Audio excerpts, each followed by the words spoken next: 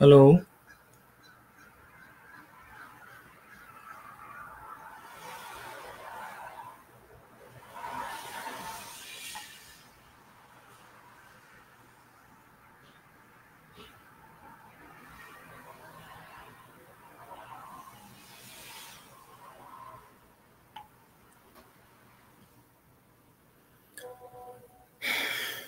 hello,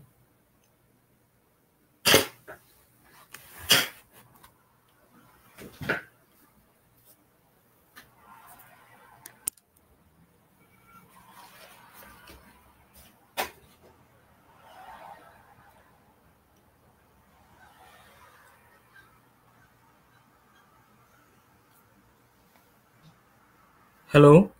Can you hear me? Hello,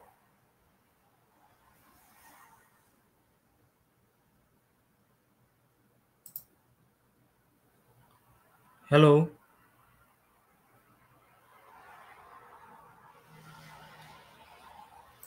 Okay,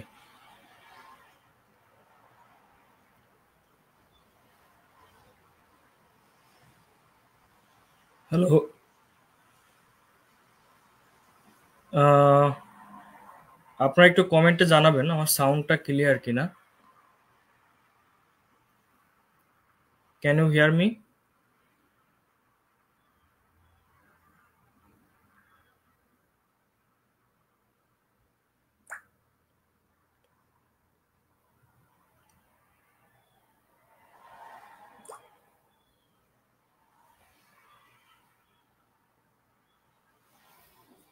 hello.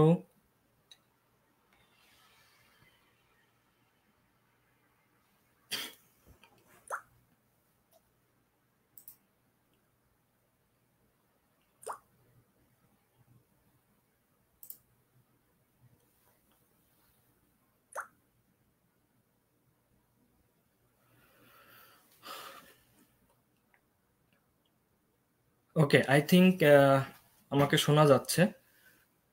তো আমি class শুরু করি।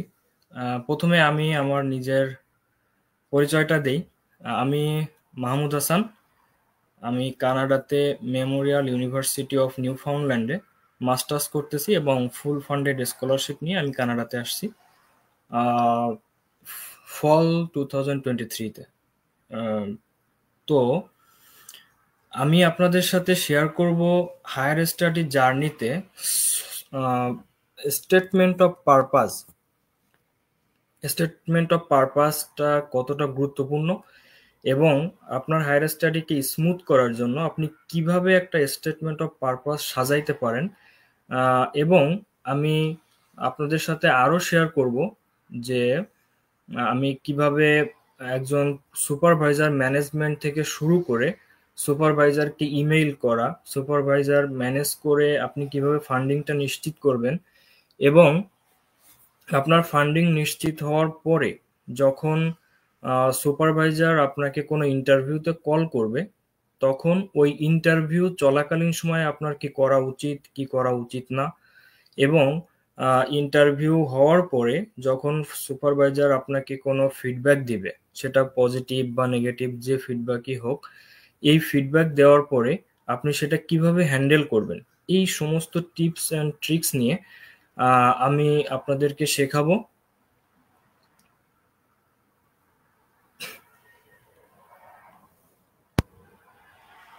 আমি আপনাদেরকে এটা শেখাবো। আহ, এবং আমি প্রতি রবিবার ক্লাস, আমাদের একটা ক্লাস থাকবে, আমার একটা ক্লাস থাকবে প্রতি রবিবার বাংলাদেশ সময় 9টা থেকে 10:30। আপনাদের যে কোনো কোশ্চেন এবং আমাকে যদি শোনা না যায় প্লিজ একটু কমেন্টে জানাবেন, বা যদি শোনা যায় সেটাও একটু কাইন্ডলি জানাবেন। তাহলে আমার জন্য সুবিধা হবে। আমার আরো একটা ছোট্ট পরিচয় আছে। আমি বাংলাদেশের Rajshahi university of engineering and technology রুয়েটের সিভিল ইঞ্জিনিয়ারিং ডিপার্টমেন্টের একজন সহকারী অধ্যাপক হিসেবে কর্মরত আছি। আমি এখন স্টাডি লিভে এখানে কানাডাতে আসছি পড়াশোনা করার উদ্দেশ্যে, মাস্টার্স করার উদ্দেশ্যে। তো আমি আমার এক্সপেরিয়েন্স থেকে আমার নিজের জার্নি সহকারে আপনাদের কাছে এক্সপ্লেইন করার ট্রাই করব কিভাবে আপনারা হায়ার স্টাডিতে ইন্সপায়ার হতে পারেন এবং একটা হায়ার স্টাডি জার্নিকে কিভাবে ম্যানেজ করলে টাইম ম্যানেজমেন্ট থেকে শুরু করে কখন ইমেল করা উচিত, কিভাবে প্রফেসর ম্যানেজ করা যায়, এগুলো সব পুরো জার্নিটাই আপনাদের সাথে আমি শেয়ার করব। এই জন্যই এই লাইভ ক্লাসের আয়োজন করেছি। তো আজকে আমার টপিক হলো স্টেটমেন্ট অফ পারপাস নিয়ে। আসলে হায়ার স্টাডিতে স্টেটমেন্ট অফ পারপাস অনেক গুরুত্বপূর্ণ। সুতরাং আমি আজকে আমার লেকচারটা সাজিয়েছি স্টেটমেন্ট অফ পারপাসটা আপনি কিভাবে সুন্দর করে লিখতে পারেন, এর স্ট্রাকচারগুলো কি, এর ইম্পর্টেন্স কি, এর পারপাস কি, এই বিষয়গুলো নিয়েই আমি লেকচার সাজিয়েছি। এবং আমি একটা প্র্যাকটিক্যাল এক্সাম্পল দিয়ে দেখাবো যে আমি যে এসওপির একটা স্ট্রাকচার বললাম, এই এসওপির একটা স্ট্রাকচার কিভাবে একটা প্র্যাকটিক্যালি একটা এসওপির সাথে এর মানে সামঞ্জস্যপূর্ণ, কিভাবে সম্পর্কযুক্ত, এরকম একটা এক্সাম্পল আমি আপনাদেরকে দেখাবো। তাহলে আমরা ক্লাস শুরু করি।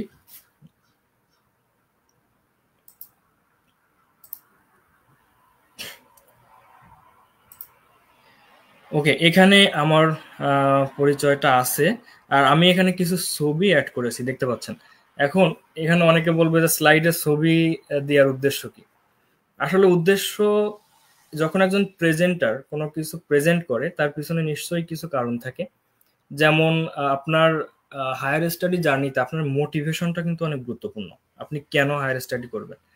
তো দেখা যাচ্ছে কি, আমি যখন হায়ার স্টাডি করার জন্য উৎসাহী ছিলাম, তা দেখতাম আমার পরিচিত অনেক সিনিয়র বা আমার অনেক টিচাররা, তারা যখন বিদেশে পড়তে যেত বিভিন্ন লোকেশনের তাদের ছবি শেয়ার করতে দেখতাম, তাদের ফটোগুলো। তো এটাও কিন্তু এক ধরনের ইন্সপিরেশন। মানে আপনি বাংলাদেশে বসে আমরা আসলে অ্যাব্রোডকে মনে করি আমাদের একটা স্বপ্নের মতো, অ্যাব্রোডে যাওয়া। তো দেখা যায় যে এই ধরনের কিছু পিকচার, যেমন আমার এখানে 3টা লোকেশনে পিকচার আছে। তো এই পিকচার গুলো দেখেও অনেক সময় মনের ভিতরে একটা মোটিভেশন আসতে পারে যে আমি যদি এই জায়গায় যেতে পারতাম। হুম, এই জন্যই শেয়ার করা, এছাড়া আর কোনো উদ্দেশ্য নেই, জাস্ট এ ফান। ওকে, এখন আসি এসওপি কি। এসওপির ফুল মিনিং যদি হয় যে এসওপির ফুল মিনিং হচ্ছে স্টেটমেন্ট অফ পারপাস। তার মানে এখানে প্রথম আমরা মিনিং থেকে, আমরা প্রত্যেকটা ওয়ার্ড, প্রত্যেকটা জিনিস কিন্তু মিনিং থেকে অনেক কিছু শিখতে পারি। যেমন স্টেটমেন্ট অফ পারপাস, আপনার উদ্দেশ্যগুলো কি এটা আপনাকে বর্ণনা করা, আপনার পারপাসটাকে বর্ণনা করা, এটাই হচ্ছে এসওপির মেন, যদি আমি বাংলা মিনিং করি আর কি। তাহলে এখন আপনি বর্ণনা করবেন কিভাবে? এটা অন কাইন্ড অফ, আমি বলবো যে এসওপি অন কাইন্ড অফ নিজেকে অ্যাডভার্টাইজ করা। অর্থাৎ আপনাকে, মনে করেন আপনি একটা পণ্য, আপনাকে একটা অ্যাব্রোডের কোনো ইউনিভার্সিটির কাছে নিজেকে সেল করতে হবে। এখন আমরা যখন কোনো পণ্য সেল করি তখন কি করি, সেই পণ্যর বর্ণনা দেই, তার গুণগান কি, তার ইনগ্রেডিয়েন্ট কি, এগুলো দিয়ে কিন্তু আমরা, এবং তার কি উপকারিতা আছে, কোনো সাইড ইফেক্ট আছে কিনা। দেখবেন যখন কোনো ডাক্তারের কাছে কোনো ওষুধ কোম্পানির কোনো একজন রিপ্রেজেন্টেটিভ যায়, সে তার ওষুধটা সেল করার জন্য যত ধরনের ওয়ে আছে তাকে বোঝানোর, সব রকম ভাবে কিন্তু সে বোঝায়। তো আপনাকে ইমপ্রেস করতে হবে যে আসলেই একজন ডাক্তার আপনার কোম্পানির ওষুধটা লিখবে কিনা, ইমপ্রেস করতে হবে। আমাদের দেশে তো ভাই অনেক কিছুই সম্ভব। ইমপ্রেস করার জন্য আপনি ডাক্তারকে কিছু সুবিধা দিলেন, আপনার ওষুধটা লিখে দিল। কিন্তু আপনি বাংলাদেশে বসে একজন প্রফেসরকে বা একজন অ্যাডমিশন কমিটির যারা প্যানেল আছে তাদেরকে তো এইভাবে অন্য কোনো টাকা দিয়ে ম্যানেজ করতে পারবেন না, তাই না? তো এইরকম কোনো ওয়ে কিন্তু আসলে নাই। এগুলো জাস্ট আমি একটু মজা করে বললাম। তো এই ধরনের কোনো ওয়ে নাই, আপনাকে সেল করতে হবে একমাত্র স্টেটমেন্ট অফ পারপাস দিয়ে। তার মানে আমি ধরে নিচ্ছি আপনার ইন্টেনশন আছে আপনি হায়ার স্টাডিতে মানে যাবেন বিদেশে কোনো এক বিশ্ববিদ্যালয়ে, বা ধরে নেন আপনি নর্থ আমেরিকাতেই আসবেন। যেমন আমার লাইফে আমার, আমি কিন্তু কয়েকটা স্কলারশিপ পেয়েছিলাম। এশিয়ান কান্ট্রিগুলো থেকেও পেয়েছিলাম, জাপানের Tokyo Tech University, plus Saudi আরবের কিং ফাহাদ ইউনিভার্সিটি, এগুলো থেকে আমি স্কলারশিপ পেয়েছিলাম। তো স্কলারশিপ পাওয়ার পরে কিন্তু মানুষের স্বপ্ন থাকে যে আমি কোন দেশে যাব। তো আপনাকে, দেশ তো অনেক আছে, আপনাকে আগে সিলেক্ট করতে হবে আপনি কোন দেশে যেতে চান। আপনি কি আমেরিকা যেতে চান, আপনি কি কানাডা যেতে চান, না আপনি অস্ট্রেলিয়া যেতে চান, না আপনি জাপান যেতে চান? এই সিলেকশনটা তো আপনার কাছে। আপনি আগে ঠিক করবেন যে আমি এই দেশে যেতে চাচ্ছি, আমার উদ্দেশ্য এই দেশে গেলে আমার ক্যারিয়ার গোল কেমন হবে। এই সিলেকশনগুলো যখন আপনার নিশ্চিত হয়ে যাবে, আপনি যখন এই সিলেকশন গুলো সম্পূর্ণ হয়ে গেল, আপনার আরো কিছু ক্রাইটেরিয়া আছে। সাপোজ আমরা যারা হায়ার স্টাডি জার্নিতে যেতে চাই, আমার মনে হয় যে আমরা অনেকে স্টাডি করেছি এগুলো, যে প্রথমে আপনাকে হায়ার স্টাডিতে যেতে হলে আপনার কিছু রিকোয়ারমেন্ট থাকা লাগবে। যেমন আপনার আইএলটিএস থাকা লাগবে, জিআরই থাকা লাগবে, অথবা টোফেল থাকা লাগবে। মানে যে ইউনিভার্সিটি রিকোয়ারমেন্ট অনুযায়ী আপনাকে এরকম কিছু ল্যাঙ্গুয়েজ প্রফিসিয়েন্সি টেস্ট এগুলোর স্কোর থাকা লাগবে। তো আমি এইগুলো আমার আছে ধরে নিলাম, আমার সবই আছে। সাপোজ আমার সবকিছু আছে, এখন আমাকে অ্যাডমিশন কমিটিকে বুঝাইতে হবে যে ভাই আমার সবকিছু আছে, তুমি আমাকে নেও, তুমি তোমার ডিপার্টমেন্টে বা তোমার ইউনিভার্সিটিতে আমাকে একটা পজিশন দাও। তো পজিশন তোমাকে যে দিবে, এখন আমি যে আমি আমি মনে করেন একজন সুপারভাইজার, আমার কাছে অনেকগুলো স্টুডেন্ট আবেদন করছে। তো আবেদন করার কারণে আমি তাদের ক্রেডেনশিয়াল গুলো দেখব, তাদের রিজিউমি দেখব, তাদের সিভি দেখব। তো দেখে আমি যখন একজন ক্যান্ডিডেটকে সিলেক্ট করব, আমার পড়ে যাকে মনে হবে যে যে হচ্ছে আমার রিসার্চে ফিট, আমার ইউনিভার্সিটিতে ফিট, অথবা আমার ফ্যাকাল্টির জন্য ফিট, এবং যার এই ধরনের ব্যাকগ্রাউন্ড আছে, আমি সে ধরনের একটা ক্যান্ডিডেট কিন্তু সিলেক্ট করব। যে কেউ তাই চাইবে, কারণ প্রত্যেকটা প্রফেসরের নিজস্ব কিছু আপনার বলা যায় যে প্রত্যেকটা প্রফেসরের নিজস্ব যে রিসার্চ ব্যাকগ্রাউন্ড আছে, সে তার ব্যাকগ্রাউন্ডকে সবসময় চাইবে আরো উন্নততর করতে। তো আপনার মাধ্যমে যদি তার ভালো কোনো রিসার্চ বের না হয়, তার আপনার মাধ্যমে যদি সে আরো ভালো পাবলিকেশন করতে না পারে, তার রিসার্চ ফিল্ডকে আরো এনরিচ করতে না পারে, তাহলে তো আপনাকে নিয়ে তার লাভ নাই, তাই না? তো আপনি এগুলো বোঝানোর জন্য যে আপনি আসলেই তার ইউনিভার্সিটিতে যে আপনার যে কিছু অবদান আছে, আপনি রিসার্চে যে কিছু অবদান রাখতে পারবেন, এই জিনিসগুলো আপনাকে তুলে ধরতে হবে। এখন তুলে ধরার মাধ্যম কি? আপনি কি তারা ফোন করে বলতে পারবেন যে স্যার আমি এই করছি, এই আমার আছে? এরকম তো নাই। তো এর জন্য একটা মাধ্যম হচ্ছে স্টেটমেন্ট অফ পারপাস। আপনি কেন এই ইউনিভার্সিটিতে আসবেন, আপনার উদ্দেশ্যটা কি, এই ইন্টেনশনটা আপনাকে একটা প্যারাগ্রাফের মাধ্যমে, মানে একটা রাইটিং এর মাধ্যমে তুলে ধরতে হবে। এখন এই তুলে ধরাটা আমি যত সহজে বললাম যে এটাকে তুলে ধরতে হবে, আপনি চিন্তা করেন যে একটা অ্যাডমিশন কমিটির কাছে থাউজেন্ডস অফ স্টুডেন্টস এর এরকম স্টেটমেন্ট অফ পারপাস আছে। আপনাকে এই থাউজেন্ডস অফ ক্যান্ডিডেটের ভিতরে নিজেকে যোগ্য প্রমাণ করতে হবে, এবং এই থাউজেন্ডস অফ ক্যান্ডিডেটের ভিতর থেকেই আপনাকে কিন্তু অ্যাডমিশনটা নিশ্চিত করতে হবে। এবার আপনি চিন্তা করেন যে আপনার এই লেখাটা, একটা রাইটিং কতটা গুরুত্বপূর্ণ হতে পারে, আপনি চিন্তা করেন। তাহলে আপনার এটা অবশ্যই শেখা দরকার যে কিভাবে এটা আমি লিখতে পারি, কিভাবে সাজাইলে আমার রাইটিংটা আকর্ষণীয় হবে, এবং একজন প্রফেসর বা অ্যাডমিশন কমিটিতে যারা আছে, সেখানেও তো প্রফেসররা আছে, তো তারা আমার রাইটিংটা দেখে আগ্রহী হবে। এজন্য আমার এই ক্লাসটা করানো, যে কিভাবে আপনি আপনার স্টেটমেন্ট অফ পারপাসটাকে সাজাইতে পারেন আপনার অ্যাডমিশনকে নিশ্চিত করার জন্য। এখন আসি, আমি যদি একদম বাই ডেফিনেশন বলি যে স্টেটমেন্ট অফ পারপাস কি। দ্য স্টেটমেন্ট অফ পারপাস, আমরা যদি একে সংক্ষেপে বলি, আমরা এসওপি বলি, এসওপি নামে এটা বেশি পরিচিত। তো the statement of purpose, also known as research statement or a letter of intent, is written to the admission committee and tell them about your career path, interest, professional contribution, goals and driving force behind pursuing a particular program। এখানে অনেকগুলো term আমরা use করেছি। এটা by definition যদি আমরা বলি, তাহলে আমরা কিন্তু যে কোনো ডেফিনেশনে দেখব অনেক কঠিন কঠিন টার্ম থাকে। তো এই কঠিন কঠিন টার্ম নিয়ে আলোচনা করব আমি সহজভাবে, মানে তা না হলে আসলে এই ক্লাস নেওয়ার আমার লাভটা কি, আমি যদি সহজে বুঝাইতে না পারি। এখন আমি এখানে দুইটা ওয়ার্ড যদি ইউজ করি, মেইনলি এসওপিতে আপনাকে প্রথমেই আমি বলছি আপনাকে নিজেকে সেল করতে হবে, এবং এসওপির মেন উদ্দেশ্য হলো how and what.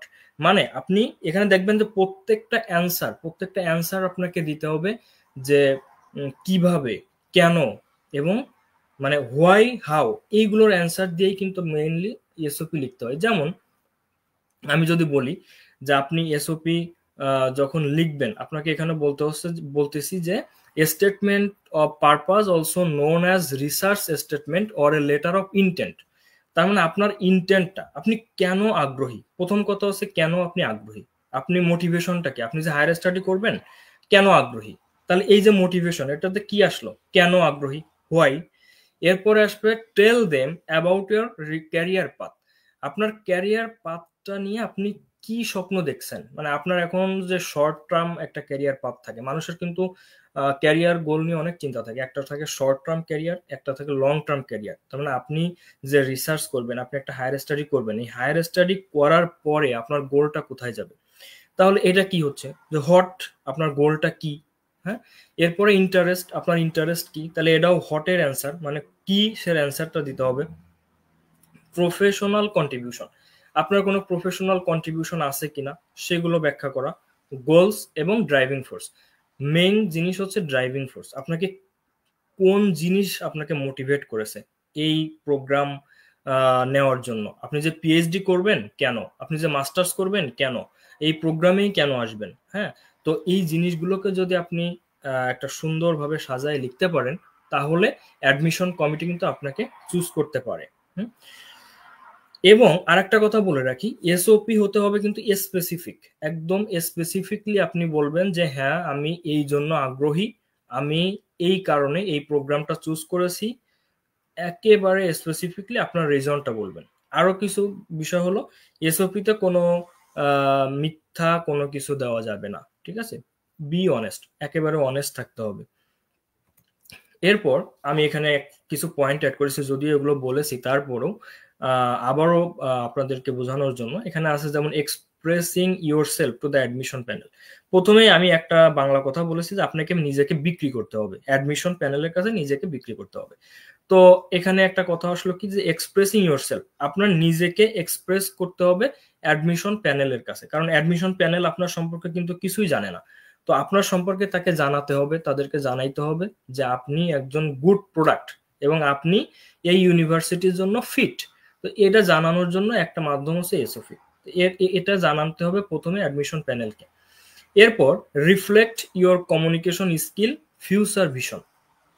Okay, good, কারণ আপনার কমিউনিকেশন স্কিল কেমন এটা মানুষ জাজ করবে, বা অ্যাডমিশন প্যানেল জাজ করবে কিন্তু আপনার এই রাইটিং এর মাধ্যমে। তার মানে একটা রাইটিং এর মাধ্যমে কত কিছু জাজ করতেছে, দেখেন আপনার কমিউনিকেশন স্কিল কেমন। যেমন আমরা যারা হায়ার স্টাডির জন্য নর্থ আমেরিকা বা অন্যান্য দেশে যেতে চাই, আমরা কিন্তু ম্যাক্সিমাম আইএলটিএস দিয়ে ফেলি, অথবা টোফেল থাকে, অথবা জিআরই থাকে।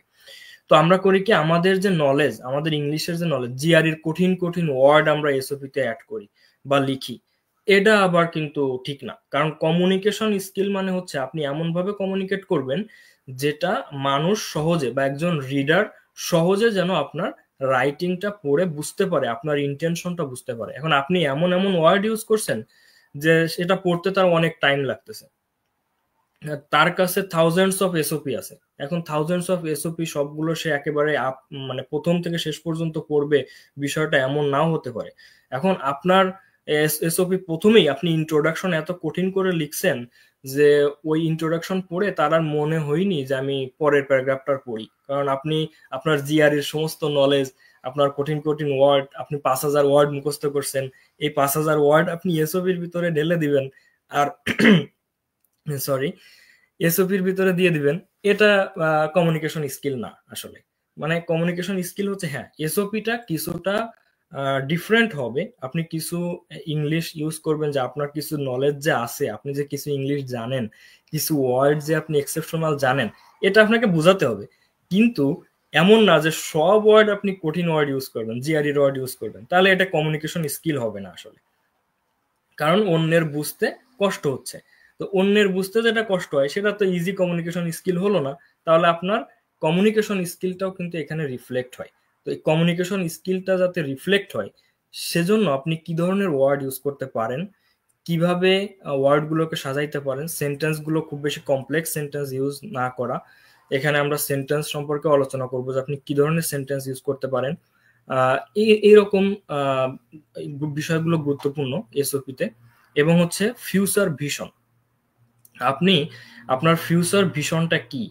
সাপোজ আমি হচ্ছে একজন একাডেমিশিয়ান, আমি একজন শিক্ষক মানুষ, তাহলে আমার আমার ফিউচার ভিশনটা কি হবে? আমি যখন এসওপি লিখছি আমার ফিউচার ভিশনটা কি হতে পারে? আমার ফিউচার ভিশনটা হবে যে আমি আমার রিসার্চ ব্যাকগ্রাউন্ডকে আরো বেশি এনহান্স করতে চাই, আমার নলেজকে আরো বেশি ডেভেলপ করতে চাই, যেন আমি আমার নলেজকে আমার স্টুডেন্টদের ভিতরে এটাকে ট্রান্সফার করতে পারি, তাই কিনা? এবং আমার নলেজকে যেন নলেজ দিয়ে যেন আমার দেশের উপকার হয়, আমার দেশটাকে যেন আমি সার্ভ করতে পারি। এরকম যে গোল, আমাদের যে ফিউচার গোল আছে, এগুলো লিখতে হবে। অনেকে তো একাডেমিশিয়ান না, তারা কি বিদেশে আসতেছে না, তারা কি হায়ার স্টাডি করতেছে না? তাহলে তার গোলটা কি হতে পারে? সে একটা কোনো আহ, ভালো কোম্পানি বা কোনো একটা ইন্ডাস্ট্রিতে জব করতে চায়, সে কোনো নামকরা ব্র্যান্ডের কোনো কোম্পানিতে তার একটা পজিশন হোল্ড করতে চায়। এগুলো সে লিখতে পারে যে সে তার ফিউচার গোল এরকম, সে একটা ইন্ডাস্ট্রিতে জব করতে চাচ্ছে, বড় পজিশনে যেতে চাচ্ছে। হুম। এই গোলগুলো লিখতে হবে। আমি এগুলো ডিটেলস আরো আলোচনা করব, তবে এখানে একটু এগুলো মানে ইম্পর্টেন্স বোঝাইতে যে আর কি বললাম। Managing weak profile. আরেকটা বিষয় হলো, আমাদের আমরা যারা কথা বলতেছি বা আমি আমি যে বলতেছি, ধরেন যে সাপোজ আমি আমার প্রোফাইল হয়তো বা আমার সিজিপিএ ভালো, বা আমি টিচিং প্রফেশনে আছি, তো আমার প্রোফাইল হয়তো ভালো, আমি লিখলে অনেক কিছু লিখতে পারলাম। সাপোজ অনেকের প্রোফাইল একটু উইক থাকে, যেমন সিজিপিএ কম থাকে, তারা অনেক চিন্তা করে। যেমন আমার অনেক স্টুডেন্ট আমাকে নক দেয়, স্যার আমার সিজিপিএ তো এরকম, আমি কি আসলে বিদেশে আসতে পারবো কিনা, বা স্কলারশিপ পাওয়ার সম্ভাবনা কেমন? এখন আমি এই জায়গাতে বলবো, আপনাকে আপনার যদি সিজিপিএ কম থাকে, আপনার প্রোফাইল যদি একটু উইক হয়, সেটাকেও ম্যানেজ করা যায় এসওপির মাধ্যমে। এই এসওপিতেই আপনি আপনার এমন কিছু আহ, জিনিস ইনক্লুড করেন, আপনার এমন কিছু গল্প, এমন কিছু মোটিভেশন ইনক্লুড করেন যেটা আপনার যেন উইক প্রোফাইলকে রিচ করে দেয়, মানে উইক প্রোফাইলটাকে যেন ম্যানেজ করা যায়। তো এটাও আমরা ম্যানেজ করতে পারি কিন্তু এই এসওপির মাধ্যমে। এজন্য আমি আমার ক্লাসে আমি পর্যায়ক্রমে আপনাদেরকে কিছু ভালো প্রোফাইলের এসওপি নিয়ে আমি এক্সাম্পল দিব, যে যাদের প্রোফাইল অনেকটা স্ট্রং, এ ধরনের প্রোফাইল নিয়ে এক্সাম্পল দিব। আবার কিছু উইক প্রোফাইলের যে এসওপি আছে, তারাও স্কলারশিপ নিয়ে বিদেশে আছে, এই ধরনের পরিচিত আমার কিছু মানুষের এসওপি নিয়ে আপনাদেরকে আমি শেখানোর চেষ্টা করব, এবং পরে আমি নিজেরটাও আমি শেয়ার করব। এরপর হাউ ওয়েল ইউ ফিট, আপনি কতটা ওয়েল এই রিসার্চ প্রোগ্রামে আসার জন্য, মানে আপনি কেন, এত স্টুডেন্ট থাকতে, এত ক্যান্ডিডেট থাকতে আপনাকেই কেন সিলেক্ট করবে, আপনাকেই কেন সিলেক্ট করা লাগবে একজন প্রফেসরের বা একজন অ্যাডমিশন কমিটির? এই হাউ কথাটার অ্যান্সার আপনাকে দিতে হবে, যে আমি যোগ্য, আমাকে সিলেক্ট করো। ঠিক আছে? তো কিভাবে আপনি যোগ্য, সেই যোগ্যতা ফুটায় তোলার মাধ্যম হলো এসওপি। তাহলে আমার মনে হয় যে আমি এসওপির যে হায়ার স্টাডি জার্নিতে এসওপির যে গুরুত্ব, এটা আমি মনে হয় আপনাদেরকে বুঝাইতে সক্ষম হয়েছি।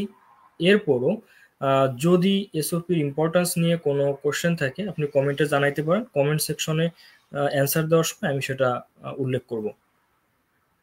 এরপর হ্যাঁ, আমাদের মেইন জিনিস হচ্ছে এটা, একটা এসওপির স্ট্রাকচার। আমরা একটা এসওপি কে কিভাবে সাজাবো, কি কি জিনিস এখানে থাকবে।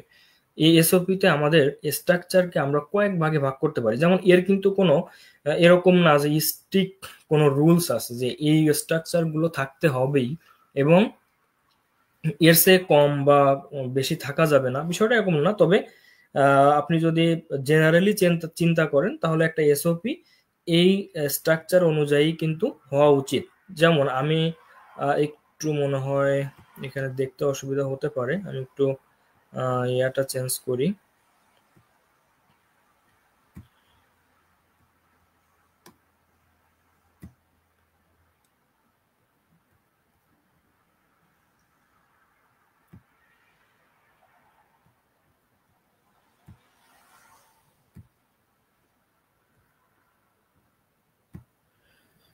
হ্যাঁ, আমাদের এসওপির যে মেইন পার্টগুলো আমরা কয়েকটা পার্টে এখানে বিভক্ত করেছি। যেমন পার্ট 1 ইন্ট্রোডাকশন। যেমন এই ইন্ট্রোডাকশনটা আবার দেখেন, আপনি সবসময় মনে রাখবেন যে আপনার ইন্ট্রোডাকশনটা হতে হবে। আমরা জানি যে যে কোনো ফার্স্ট ইমপ্রেশনটা অনেক গুরুত্বপূর্ণ। যে কোনো বিষয় আপনি যদি কাউকে ইমপ্রেস করতে চান, আহ, তাহলে আপনার ফার্স্ট ইমপ্রেশনটা কিন্তু অনেক গুরুত্বপূর্ণ হতে হবে। মনে করেন আপনি প্রথম দিন কাউকে প্রপোজ করতে যাচ্ছেন, বা কোনো একজন কারোর সাথে দেখা করতে চাচ্ছেন, স্পেশাল কোনো পার্সনের সাথে, তাহলে তাকে ইমপ্রেস করার জন্য আপনি প্রথমেই প্রথম দিনই কিন্তু ইমপ্রেস করতে হয়, তাই কি না? তো এখন আপনি একজন বিশ্ববিদ্যালয়ের একটা নামকরা বিশ্ববিদ্যালয়ের প্রফেসর, যারা এতদিন ধরে অধ্যাপনা করতেছে, তাদের ইংলিশের নলেজ কোন লেভেলের, তাদের জ্ঞানের নলেজ কোন লেভেলের, এই ধরনের মানুষকে আপনি ইমপ্রেস করবেন, তাহলে আপনার লেখাটা কত স্ট্রং হওয়া উচিত। আপনি নিজেই এটা আমি অলরেডি আলোচনা করেছি। এবং এই এই যে ইমপ্রেশন, এটা শুরু হবে ইন্ট্রোডাকশন থেকে। আপনার ইন্ট্রোডাকশন যদি এমন হয়, যেমন ইন্ট্রোডাকশনে আমরা বিশেষ করে শুরু করি কি, ইন্ট্রোডাকশনে আমরা শুরু করি আমার নাম কি, আমার আব্বার নাম কি, আমার মার নাম কি, আমার গ্রাম কোথায়, এইগুলো দিয়ে যদি ইন্ট্রোডাকশন শুরু হয়, প্রথমেই এটা আউট। মানে ওইটা আর কেউ পড়ে দেখবে না। হুম। মানে আপনার পরিচয়, আপনার ব্যক্তিগত পরিচয়, আপনার পার্সোনাল কোনো ইনফরমেশন এখানে কেউ জানতে চাচ্ছে না। ওকে। তো আপনার নাম, আপনার বাপের নাম, মার নাম, গ্রামে আপনি কি করছেন, এগুলো কেউ এখানে জানতে চাচ্ছে না। সুতরাং ইন্ট্রোডাকশন এইভাবে বোরিং কোনো কিছু লেখা যাবে না। কিভাবে লিখতে হবে সেটা আমি পরের স্লাইডে বলতেছি। ইন্ট্রোডাকশনে আপনি কি কি ইনক্লুড করতে পারেন, এরকম একটা কোশ্চেন। আমরা যদি ইন্ট্রোডাকশন সেকশনে কি কি থাকতে পারে, আমাদের ইন্ট্রোডাকশন সেকশন শুরু হতে পারে, যেমন ধরেন আপনার চাইল্ডহুডের কোন একটা গল্প। সাপোজ আপনি সিভিল ইঞ্জিনিয়ারিং ব্যাকগ্রাউন্ডের একজন স্টুডেন্ট, যেমন আমি সিভিল ইঞ্জিনিয়ারিং ব্যাকগ্রাউন্ডের একজন স্টুডেন্ট। তো আমি কেন সিভিল ইঞ্জিনিয়ারিং কে চুজ করেছিলাম, এরকম কোন একটা গল্পকে আপনি দিয়ে শুরু করতে পারেন। যে আমার চাইল্ডহুডে কোন একটা ঘটনার জন্য আমার মনে হয়েছে যে আমার ইঞ্জিনিয়ারিং পড়া দরকার, এবং বিল্ডিং কনস্ট্রাকশন বা সিভিল ইঞ্জিনিয়ারিং নিয়েই পড়া দরকার। যেমন হতে পারে যে আমি যে গ্রামে বড় হয়েছি, আমি যে যখন পড়াশোনা করেছি তখন আসলে আইটি সেক্টর এত বেশি ডেভেলপ না। কম্পিউটার ইঞ্জিনিয়ারিং নামে যে কিছু আছে, আমার গ্রামের মানুষ অন্তত সেটা জানতো না। তো ইঞ্জিনিয়ার বলতে তারা বোঝেই হচ্ছে যারা বিল্ডিং নির্মাণ করে, যারা রাস্তাঘাট যে ইঞ্জিনিয়ার গুলো নির্মাণ করে, বা কালভার্ট নির্মাণ করে, এই ধরনের মানুষকে তারা কিন্তু ইঞ্জিনিয়ার চিনত। এবং আমার একটা ঘটনা যদি বলি, আমি আমি যে গ্রামে মানুষ মানে বড় হয়ে উঠেছি, আমি যে গ্রামে বসবাস করি, আমি একদিন দেখি যে আমাদের স্কুল পরিদর্শনে আসছে ইঞ্জিনিয়ার, উপজেলা ইঞ্জিনিয়ার যে, হ্যাঁ। তারপর দেখি যে তার মাথায় একজন ছাতা ধরে আছে, বুঝতে পারছেন? তো আমি পরে তখন মনে হয় আমি ক্লাস 6-এ না 7-এ এরকম। তো পরে দেখলাম যে, পরে শুনলাম যে উনি একজন ইঞ্জিনিয়ার। তো উনি কিসের ইঞ্জিনিয়ার, উনি হচ্ছে স্কুলের বিল্ডিং, নতুন বিল্ডিং হবে, এই বিল্ডিং ইন্সপেকশনে আসছে, এবং হচ্ছে যাকে আমি এখন ইঞ্জিনিয়ারিং ভাষায় বলি যে ফিজিবিলিটি চেক, যে আসলেই এখানে এই বিল্ডিংটা দেওয়া যায় কিনা, সয়েল টেস্ট করে এই বিল্ডিংটা এখানে স্থাপন করা যাবে কিনা। এততলা বিল্ডিং এর জন্য প্রথমে আমাদের সয়েল টেস্ট করতে হয়। আমি যদি সিভিল ইঞ্জিনিয়ারিং এ বলি, তাহলে সয়েল টেস্ট করার পরে এই বিল্ডিংটা এখানে ফিজিবল কিনা, এই টেস্ট গুলো করার জন্য একজন উপজেলা ইঞ্জিনিয়ার আসছে। মানে ভিআইপি অবস্থা, তার সাথে অনেকে আসছে, সবাই সার্চ সার্চ করতেছে। তো আমার মনে হয়েছে যে মনে হয় ইঞ্জিনিয়ারিং বলতেই সিভিল ইঞ্জিনিয়ারিংই বোঝায়। মানে এটা কিন্তু মানে ছোটবেলায় এরকম মনে হয়, কিন্তু আসলে কম্পিউটার ইঞ্জিনিয়ারিং যে কিছু আছে, এটা আমার জানা ছিল না। এখনকার যুগ তো ভাই অন্যরকম। আমি যখন পড়াশোনা করেছি তখন তো আমাদের ফোন এভাবে ছিল না, এবং আমি কম্পিউটার ইউজ করছি মনে হয় আহ, অনেক পরে। যে অবশ্য কম্পিউটারে তখন আমাদের স্কুলেও, আমি যে স্কুলে ছিলাম, এত বেশি অ্যাভেলেবল ছিল না। তো এইগুলো যে ইঞ্জিনিয়ারিং আছে, মানে কম্পিউটার ইঞ্জিনিয়ারিং আছে বা ইলেকট্রিক্যাল ইঞ্জিনিয়ারিং আছে, ইঞ্জিনিয়ারিং এর তো অনেক ওয়ে আছে, অনেক ব্রাঞ্চ আছে, এগুলো আসলে জানা ছিল না। তো দেখা যেত যে গ্রামে ইঞ্জিনিয়ার বলতেই আমি বুঝতাম হচ্ছে যে সব ইঞ্জিনিয়াররা বিল্ডিং কনস্ট্রাকশন করে, রোড কনস্ট্রাকশন করে, অথবা কালভার্ট, ব্রিজ এগুলো নিয়ে কনস্ট্রাকশন করে, তাদেরকে আমরা সাধারণত গ্রামের মানুষ ইঞ্জিনিয়ার বলে। তো তখন থেকেই ইঞ্জিনিয়ার হলেই সিভিল ইঞ্জিনিয়ারিং এ পড়াশোনা করতে হবে, এই ধরনের একটা চিন্তা ভাবনা কিন্তু আসে। এখন আপনি যদি ইন্ট্রোডাকশনটা আপনার এরকম কোনো একটা গোল দিয়ে শুরু করেন, কোনো একটা গল্প দিয়ে, কোনো একটা হুক, যাকে আমরা বলি হুক, প্রথম শুরুটাই হবে একটা ইমপ্রেশন, যে আপনার চাইল্ডহুডের কোনো একটা গল্প, যে গল্পটা আপনাকে, যে ঘটনাটা, যে মোমেন্টটা আপনাকে হচ্ছে ইন্সপায়ার করেছে এই ব্যাকগ্রাউন্ডে যাওয়ার জন্য, আপনি কেন এই ব্যাকগ্রাউন্ডটা নিয়েছেন, এটা আপনাকে প্রথমে বুঝাইতে হবে। তো ইন্ট্রোডাকশনে তাহলে আমরা যদি সামারি করি, ইন্ট্রোডাকশনে থাকবে আপনার কোনো একটা মোমেন্ট, যে মোমেন্টটা আপনাকে মোটিভেশন দিয়েছে এবং এটা দিয়ে শুরু হলো, আপনার কথা শুরু হলো। এখন প্রথমেই যদি আপনি আকর্ষণীয় কোনো একটা গল্প দেখেন, যে কোনো মানুষ কিন্তু গল্প, যে কোনো সহজ জিনিস তার প্র্যাকটিক্যাল কোনো গল্প দিয়েই যদি শুরু করা হয়, সেটা পড়তে মানুষ অনেক বেশি আগ্রহী হয়। হুম, মানে মনে হয় যে দেখি এর পরের গল্পটা কি। হ্যাঁ, আমরা কিন্তু ছোট গল্প পড়েছি অনেক সময়, তাই না? ছোটবেলায় ছোট গল্পের একটা সংজ্ঞা ছিল যে শেষ হয়েও হইল না শেষ। মানে আপনি যখন একটা গল্প শুরু করবেন, গল্প শেষে মনে হবে যে দেখি এরপরে কি আছে, এর পরের ঘটনাটা কি। হ্যাঁ, এই যে জিনিসগুলো যখন আপনার ইন্ট্রোডাকশনে থাকবে, তখন কিন্তু আহ, একজন রিডারের মনে হবে যে পরবর্তী যে উম, তার যে লেখা, এই লেখাটা আমি পড়ি। হুম, একে বলা হয় কোহিশন। কি বলে, যে একটা প্যারাগ্রাফের সাথে আর একটা প্যারাগ্রাফের যে সম্পর্ক, একে বলা হয় কোহিশন।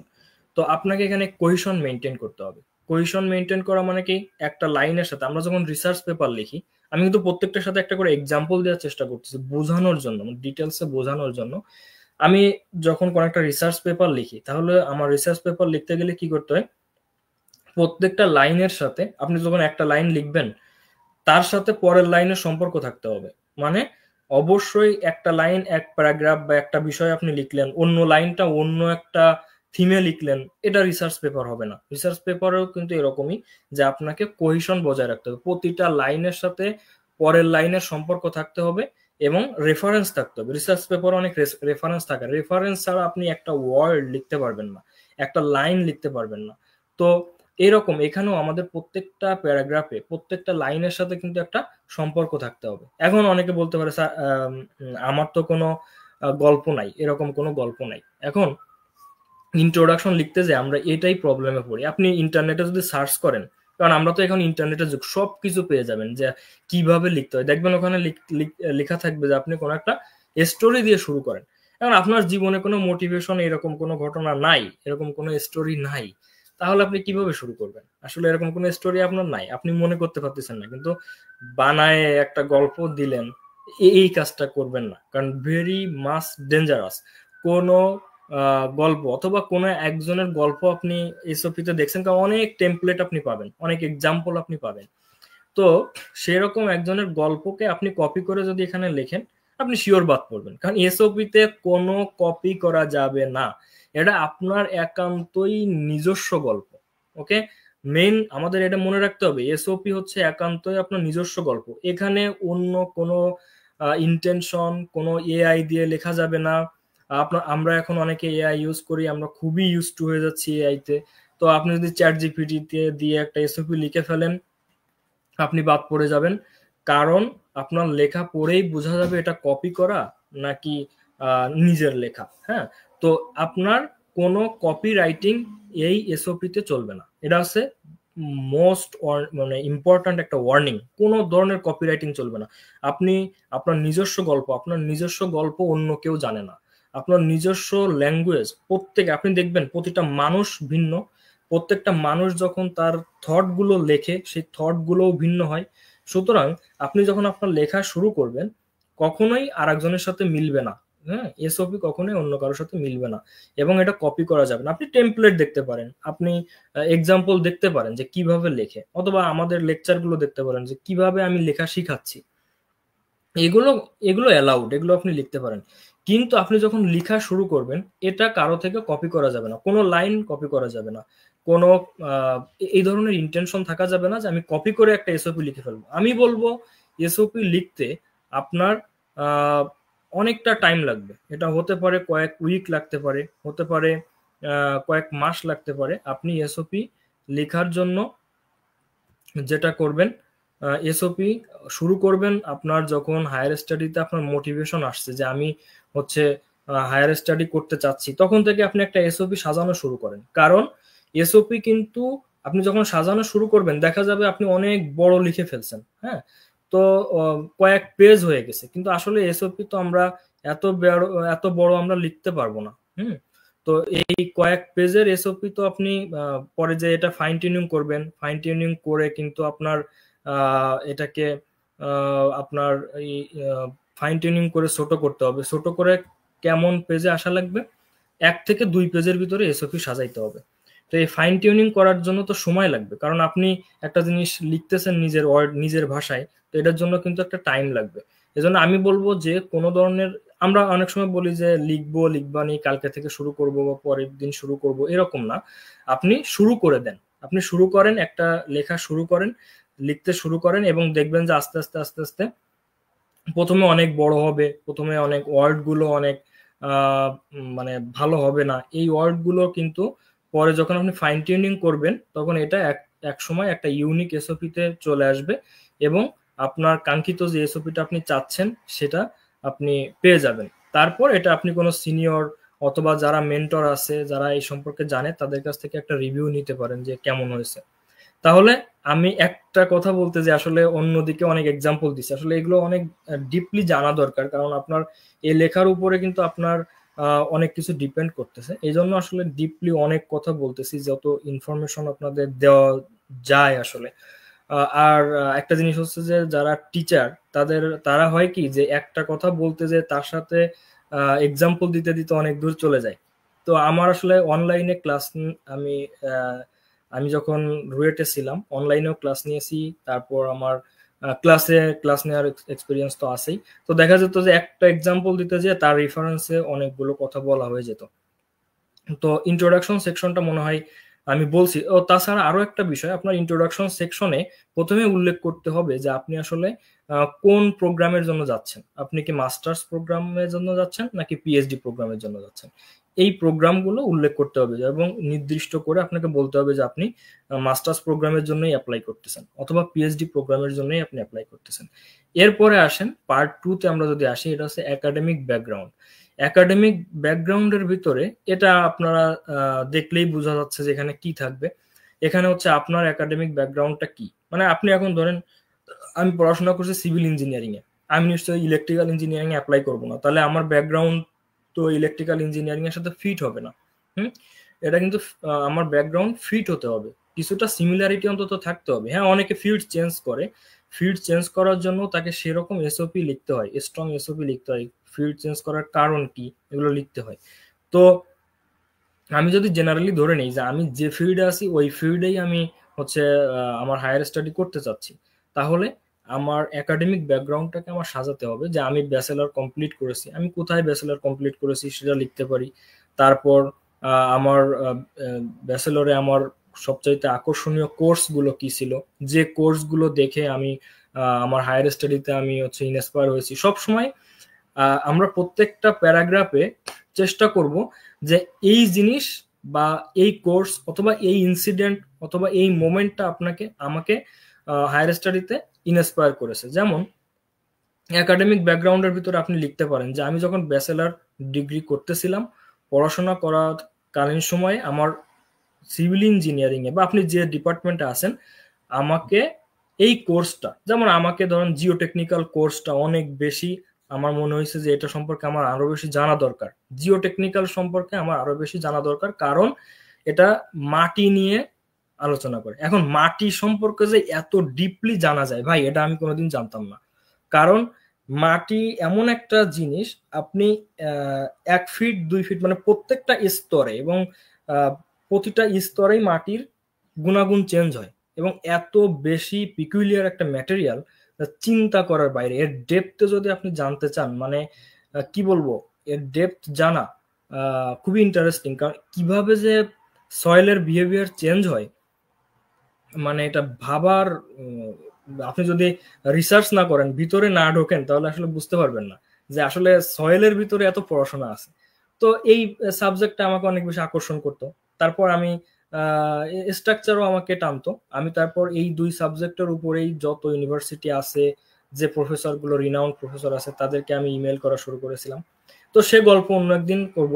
তো একাডেমিক ব্যাকগ্রাউন্ডে আপনি যেটা লিখবেন, আপনার ব্যাচেলর আপনি কোথা থেকে কমপ্লিট করেছেন, আপনার সিজিপিএ কেমন ছিল, এবং ওই ডিগ্রি করার সময় কোনো কোর্স আপনাকে ইন্সপায়ার করেছে কিনা। ইভেন আমাদের ব্যাচেলর ডিগ্রিতে কিন্তু থিসিস থাকে, আমাদের একটা 4 ক্রেডিট থিসিস করা লাগে। আমি ইঞ্জিনিয়ারিং ইউনিভার্সিটি গুলোর বিশেষ করে বলতেছি, কারণ আমি যেহেতু ওই ব্যাকগ্রাউন্ডের, আপনাদের যে যে ব্যাকগ্রাউন্ডের আছেন তাদের যদি কোনো রিসার্চ প্রজেক্ট থাকে, অনেকের প্রজেক্ট থাকে, অনেকের থিসিস থাকে, ইন্ডাস্ট্রিয়াল অ্যাটাচমেন্ট থাকে, তারপর কিছু ইন্টার্নশিপ থাকে। তো এইগুলো থেকেও আপনার যদি কোনো ইন্সপিরেশন আসে একাডেমিক ব্যাকগ্রাউন্ডে, আপনি সেটা লিখতে পারেন।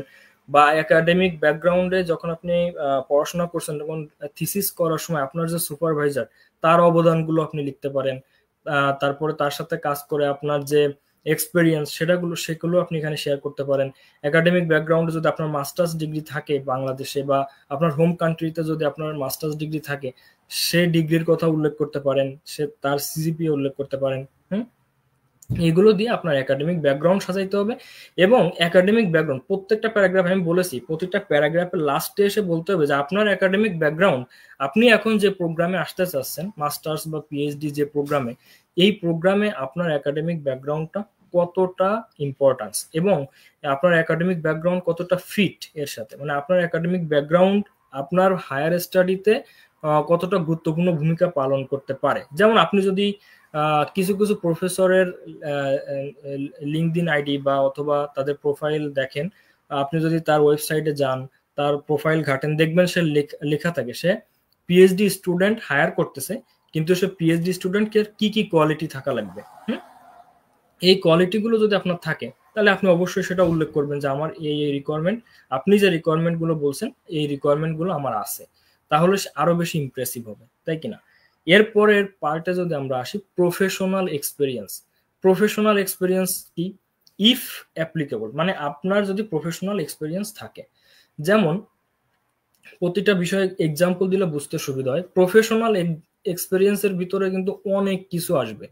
আপনি সাপোজ কোনো একটা আপনার ব্যাচেলার ডিগ্রি শেষ করার পরে আপনি কোনো একটা ইন্ডাস্ট্রিতে জব করেছেন, অথবা আপনার কোনো লিডারশিপ ছিল, কোনো একটা টিমে আপনি কাজ করেছেন। সাপোজ আপনি একটা ডিজাইন ফার্মে জব করেন, তাহলে নিশ্চয়ই সেখানে টিম ওয়ার্ক হয়, এবং এই টিম ওয়ার্কে আপনার পজিশনটা কি ছিল, আপনি কি লিড দিয়েছিলেন সেখানে, এটা আপনি লিখতে পারবেন।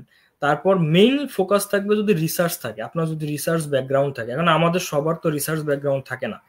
তো রিসার্চ ব্যাকগ্রাউন্ড যদি থাকে, মানে আপনার যদি কোনো পাবলিকেশন থাকে, সাপোজ আপনি বাংলাদেশে কয়েকটা কনফারেন্সে অ্যাটেন্ড করছেন, আপনি যদি বলতে পারেন যে আমি এই কনফারেন্সে অ্যাটেন্ড করেছি, কনফারেন্সে আমার হচ্ছে এই পেপার আমি পাবলিশ করেছি, তাহলে আপনি কোন একটা কনফারেন্সে আপনার কিছু পেপার আছে, এই কথাটা যখন বলবেন, এবং আপনার পেপারগুলো আসলে কি রিলেটেড পেপার, বা আপনার পাবলিকেশন গুলো, আপনার রিসার্চটা কোন ব্যাকগ্রাউন্ডের, এই জিনিসগুলো কিন্তু এই প্রফেশনাল এক্সপিরিয়েন্সে শেয়ার করতে হবে।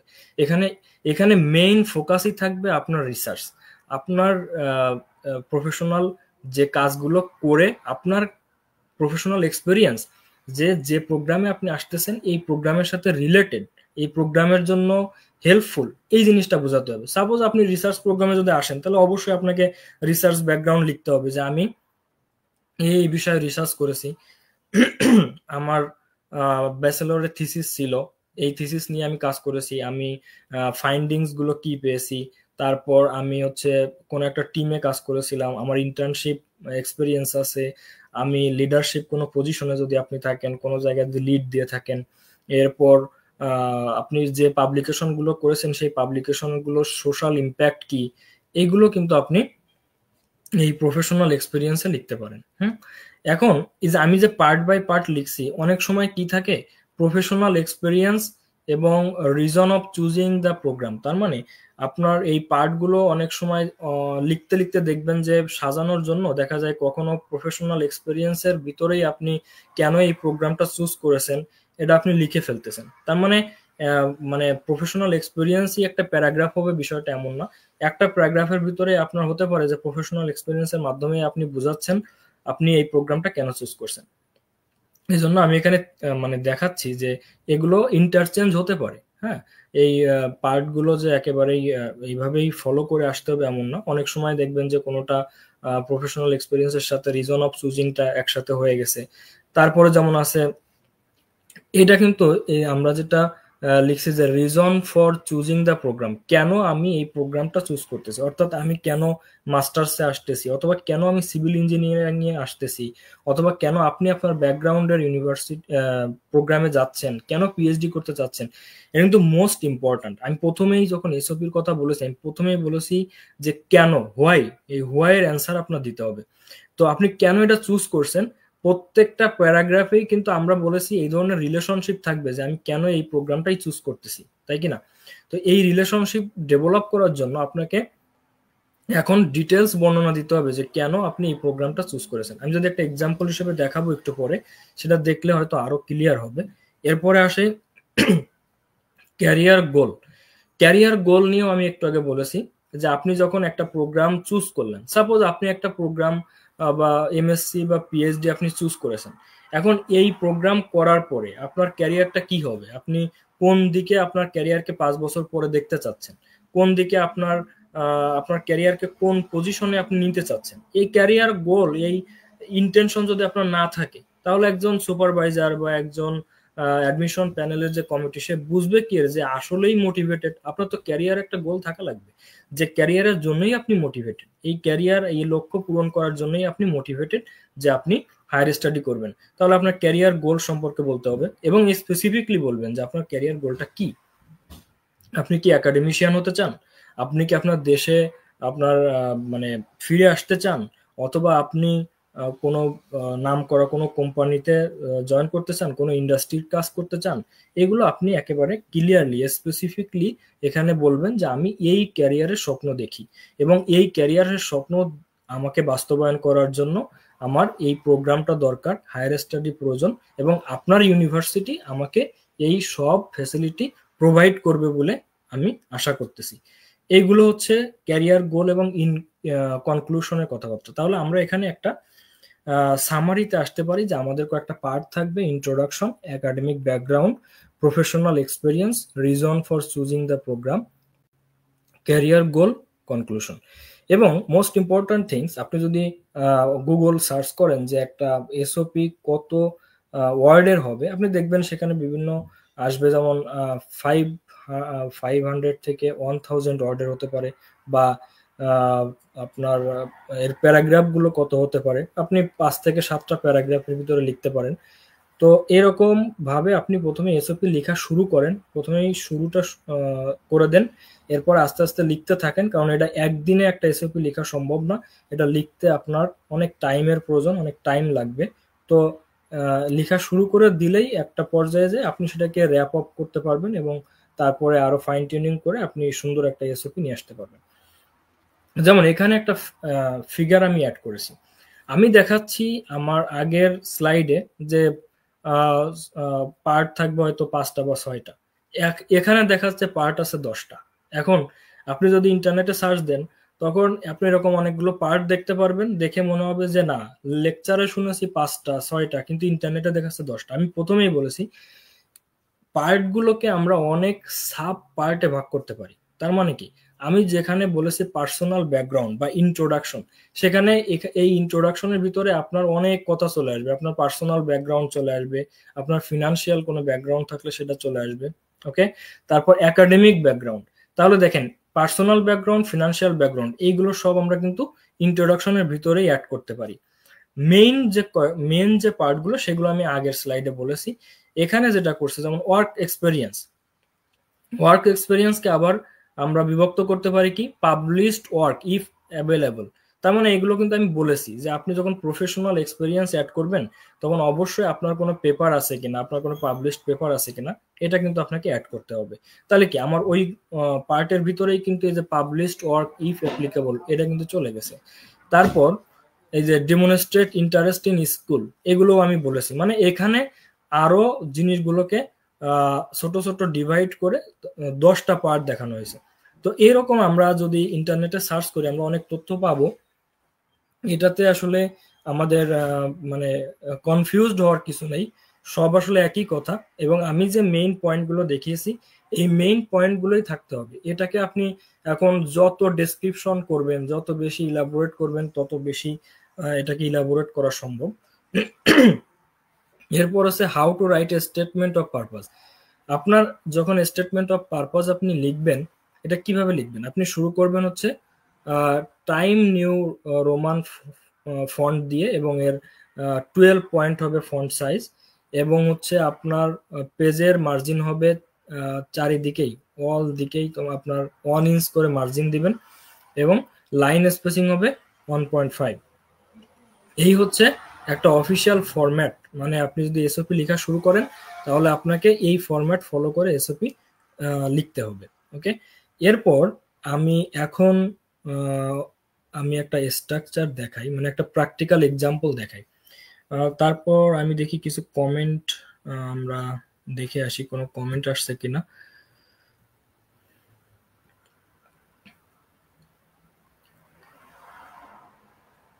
যেমন এখানে একটা কমেন্ট আসছে, এসওপি কত পেজের মাঝে লিখতে হবে? এটা অ্যান্সার আমি দিয়েছি, যে আপনি যখন লেখা শুরু করবেন, এসওপি কিন্তু হতে পারে যে অনেক বড় হয়ে গেছে। মানে আপনি দেখবেন যে কোনো বিষয়, যেমন আমরা যখন থিসিস লিখি, আমরা যখন রিসার্চ পেপার শুরু করি, তখন এই পেপারটা কিন্তু প্রথম দিকে অনেক বড় হয়ে যায়, কারণ আপনার অনেক তথ্য এক জায়গায় করতে হয়। পরে এই তথ্যগুলোকে আপনি যখন লিখবেন, তখন ফাইন টিউনিং করবেন, তারপরে এটা আস্তে আস্তে ছোট হবে। এবং এসওপিটাকে অবশ্যই আপনাকে এক পেজে হলে ভালো, 1 থেকে 2 পেজ, 1 থেকে 2 পেজের ভিতরে কিন্তু লিমিটেড রাখতে হবে, এর বেশি 5-6 পেজের এসওপি দেওয়া যাবে না। হুম। এরপরে এরপর আর একটা আমরা যদি কমেন্ট দেখি, এখানে আছে চ্যাট জিপিটি ইউজ করে কি এসওপি লেখা যায়? এখন এটার অ্যান্সারও আমি দিয়েছি, চ্যাট জিপিটি ইউজ করে কি এসওপি লেখা যাবে? ওকে, এটার অ্যান্সার হচ্ছে না। আপনি চ্যাট জিপিটি দিয়ে এসওপি লিখতে পারবেন না। কেন?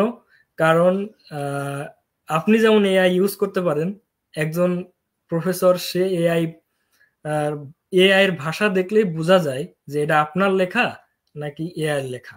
ঠিক আছে, কিছু ওয়ার্ড দেখলে বোঝা যায়। তো তারা হচ্ছে হাজার হাজার রিসার্চ পেপার পড়া মানুষ, তাদের স্টুডেন্টদের দিয়ে তারা রিসার্চ করায়। তো তারা যখন বিভিন্ন থিসিস পড়তে পড়তে অভ্যস্ত, তারা কিন্তু দেখলেই বুঝতে পারে এটা কপি করা, এআই দিয়ে লেখা, চ্যাট জিপিটি দিয়ে লেখা নাকি।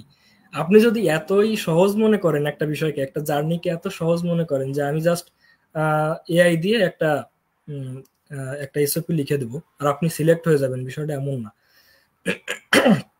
আপনি হেল্প নিতে পারেন, আপনি কিভাবে লিখতে হয়, যেগুলো আমি বলতেছি, আপনি এরকম বিভিন্ন টেমপ্লেট পাবেন। আপনি ইভেন আমরাও আপনাকে বিভিন্ন টেমপ্লেট আপনাদের উপকারের জন্য শেয়ার করতে পারি, এবং আমি শেয়ার করব। আমি বললাম তো যে আমি হচ্ছে কিছু ভালো প্রোফাইলের এসওপিও শেয়ার করব, কিছু উইক প্রোফাইলকে কিভাবে স্ট্রং প্রোফাইল করা যায়, এরকম কিছু এসওপি আমার লেকচারে আমি শেয়ার করব। তো আমার অনুরোধ থাকবে, এসওপি গুলো অন্তত এআই ইউজ করে না। সব জায়গায় এআই ইউজ করলে আসলে ফলাফল ভালো আসে না। ধন্যবাদ। এরপর আমরা যদি যাই, এসওপি তে কান্ট্রি টাইটা কিভাবে লিখতে পারি? হ্যাঁ, এসওপি তে কান্ট্রি টাইটা কিভাবে লিখতে পারি, এটা একটা গুড কোশ্চেন। যেমন আমি যে এক্সাম্পলটা এখানে দিব, এই এক্সাম্পলটা অবশ্য আমি আজকে যে এক্সাম্পলটা নিয়ে আসছি, ওনার প্রোফাইল অনেক ভালো।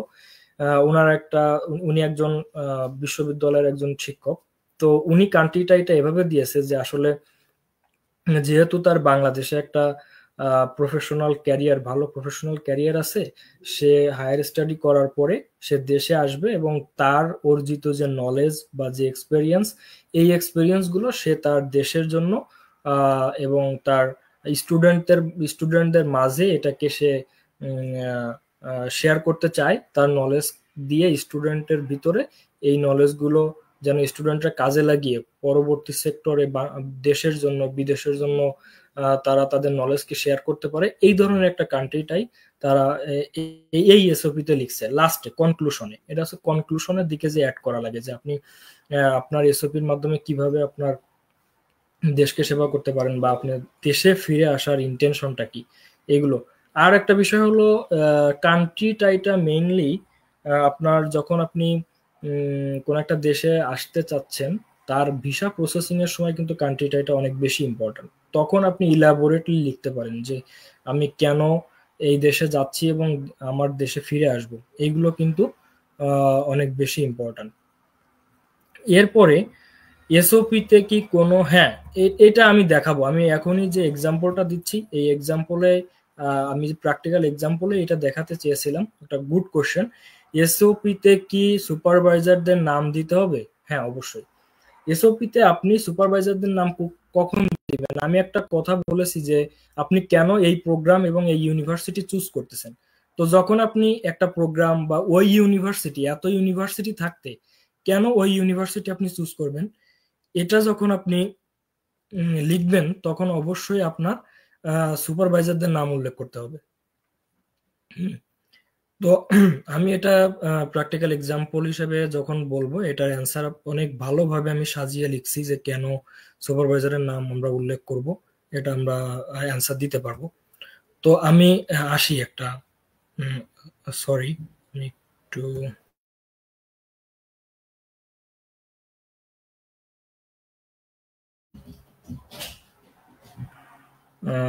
সরি। হ্যাঁ, এখন আমরা এখানে পার্ট বাই পার্ট কিভাবে সাজাইতে হবে এবং কি লিখতে হবে, কি ধরনের লেখা হতে পারে, এগুলো নিয়ে একটা আমরা প্র্যাকটিক্যাল এক্সাম্পল নিয়ে আসছি। কোনো এক ভাইয়ের এসওপি আমি নিয়ে আসছি ধরেন। তো এখানে দেখেন প্রথম পার্টটা আছে ইন্ট্রোডাকশন। ইন্ট্রোডাকশনে আপনি কোথাও এখানে দেখবেন না যে তার নাম আছে বা তার ব্যক্তিগত কোনো ইনফরমেশন আছে, অথবা তার কোথায় বেড়ে উঠছে, তার পিতার নাম, মাতার নাম, এগুলো কিছুই নাই। সে কি দিয়ে, কোনো গল্প দিয়েও সে শুরু করেনি, কোন একটা স্টেটমেন্ট দিয়ে শুরু করছে। হতে পারে আপনি কোন একজন রাইটারের স্টেটমেন্ট দিয়ে শুরু করতে পারেন, কোন একটা আহ, মানে এমন একটা ইন্টারেস্টিং কোনো লাইন দিয়ে শুরু করতে পারেন। সবসময় যে আপনার গল্প থাকবে জীবনে এমন তো না। তাহলে দেখেন এবার কিভাবে শুরু করছেন। আমি ইম্পর্ট্যান্ট জিনিসগুলো হাইলাইট করেছি, যেমন স্টেটমেন্ট অফ পারপাস। এর ভিতরে সে কিভাবে মানে লাইনটা শুরু করছে এরকম যে sociology is not just word in a book. Statement of purpose এটা কিন্তু জাস্ট একটা আহ, মানে এটা যে একটা স্টেটমেন্ট অফ পারপাস, আমি সেটা লিখেছিলাম। এখানে হয়তো একটা ক্লোন হবে, যেটা মিসিং হয়ে গেছে, তার জন্য আমি দুঃখিত। আসলে শুরুটা, ইন্ট্রোডাকশনের শুরুটা হচ্ছে sociology is not just words in a book, it's about real life. আমি প্রত্যেকটা লাইন একটু পড়তেছি, পড়ে বোঝানোর ট্রাই করি। এখানে প্রথম কথাটা লিখছে কি দেখেন, যে সমাজ বিজ্ঞান বইয়ের কোনো একটা শুধু ওয়ার্ড না, এটা আসলেই একটা রিয়েল লাইফ সম্পর্কে একটা বিজ্ঞান। হুম। তাহলে তার ইন্ট্রোডাকশনটা শুরুই হচ্ছে এভাবে যে যে কোন একটা স্টেটমেন্ট দিয়ে, যে এটা একটা রিয়েল লাইফ সম্পর্কিত একটা জ্ঞান। এখানে কিন্তু আহ, মানে কোনো গল্প দিয়ে সে শুরু করি নাই। It's about exploring different neighbourhood, learning from different cultures, discovering stories that are not always told. তার মানে সে সোশিওলজি কি জিনিসটা, আহ, মানে সমাজের সাথে কিভাবে রিলেটেড, বিভিন্ন নেইবারহুড, বিভিন্ন কালচার সম্পর্কে জানা, বিভিন্ন স্টোরি ডিসকভার করা, যেটা আসলে সবসময় বলা হয়ে ওঠে না, এই জিনিসগুলো নিয়েই কি আলোচনা করে, সোশিওলজি আলোচনা করে।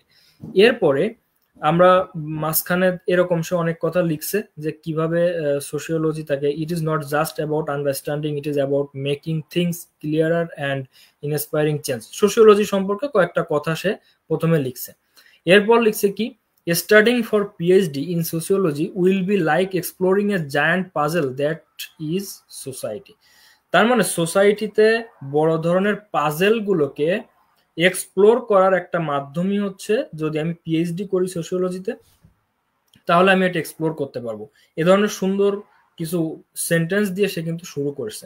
তারপর বলছে it is about finding patterns in how we all live together and understanding why some things work well while others do not.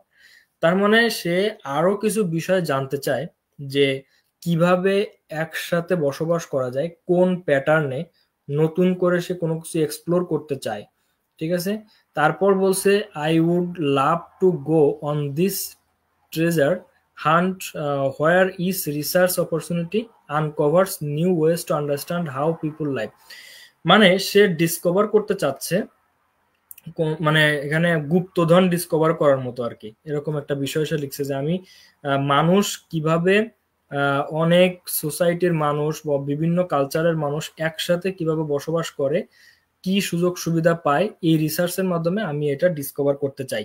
সে তার প্রথমেই কিছু ইন্টেনশন দিয়েছে যে কেন সে রিসার্চ করতে চায়, মোটিভেশন কিছু এখানে কিন্তু আছে।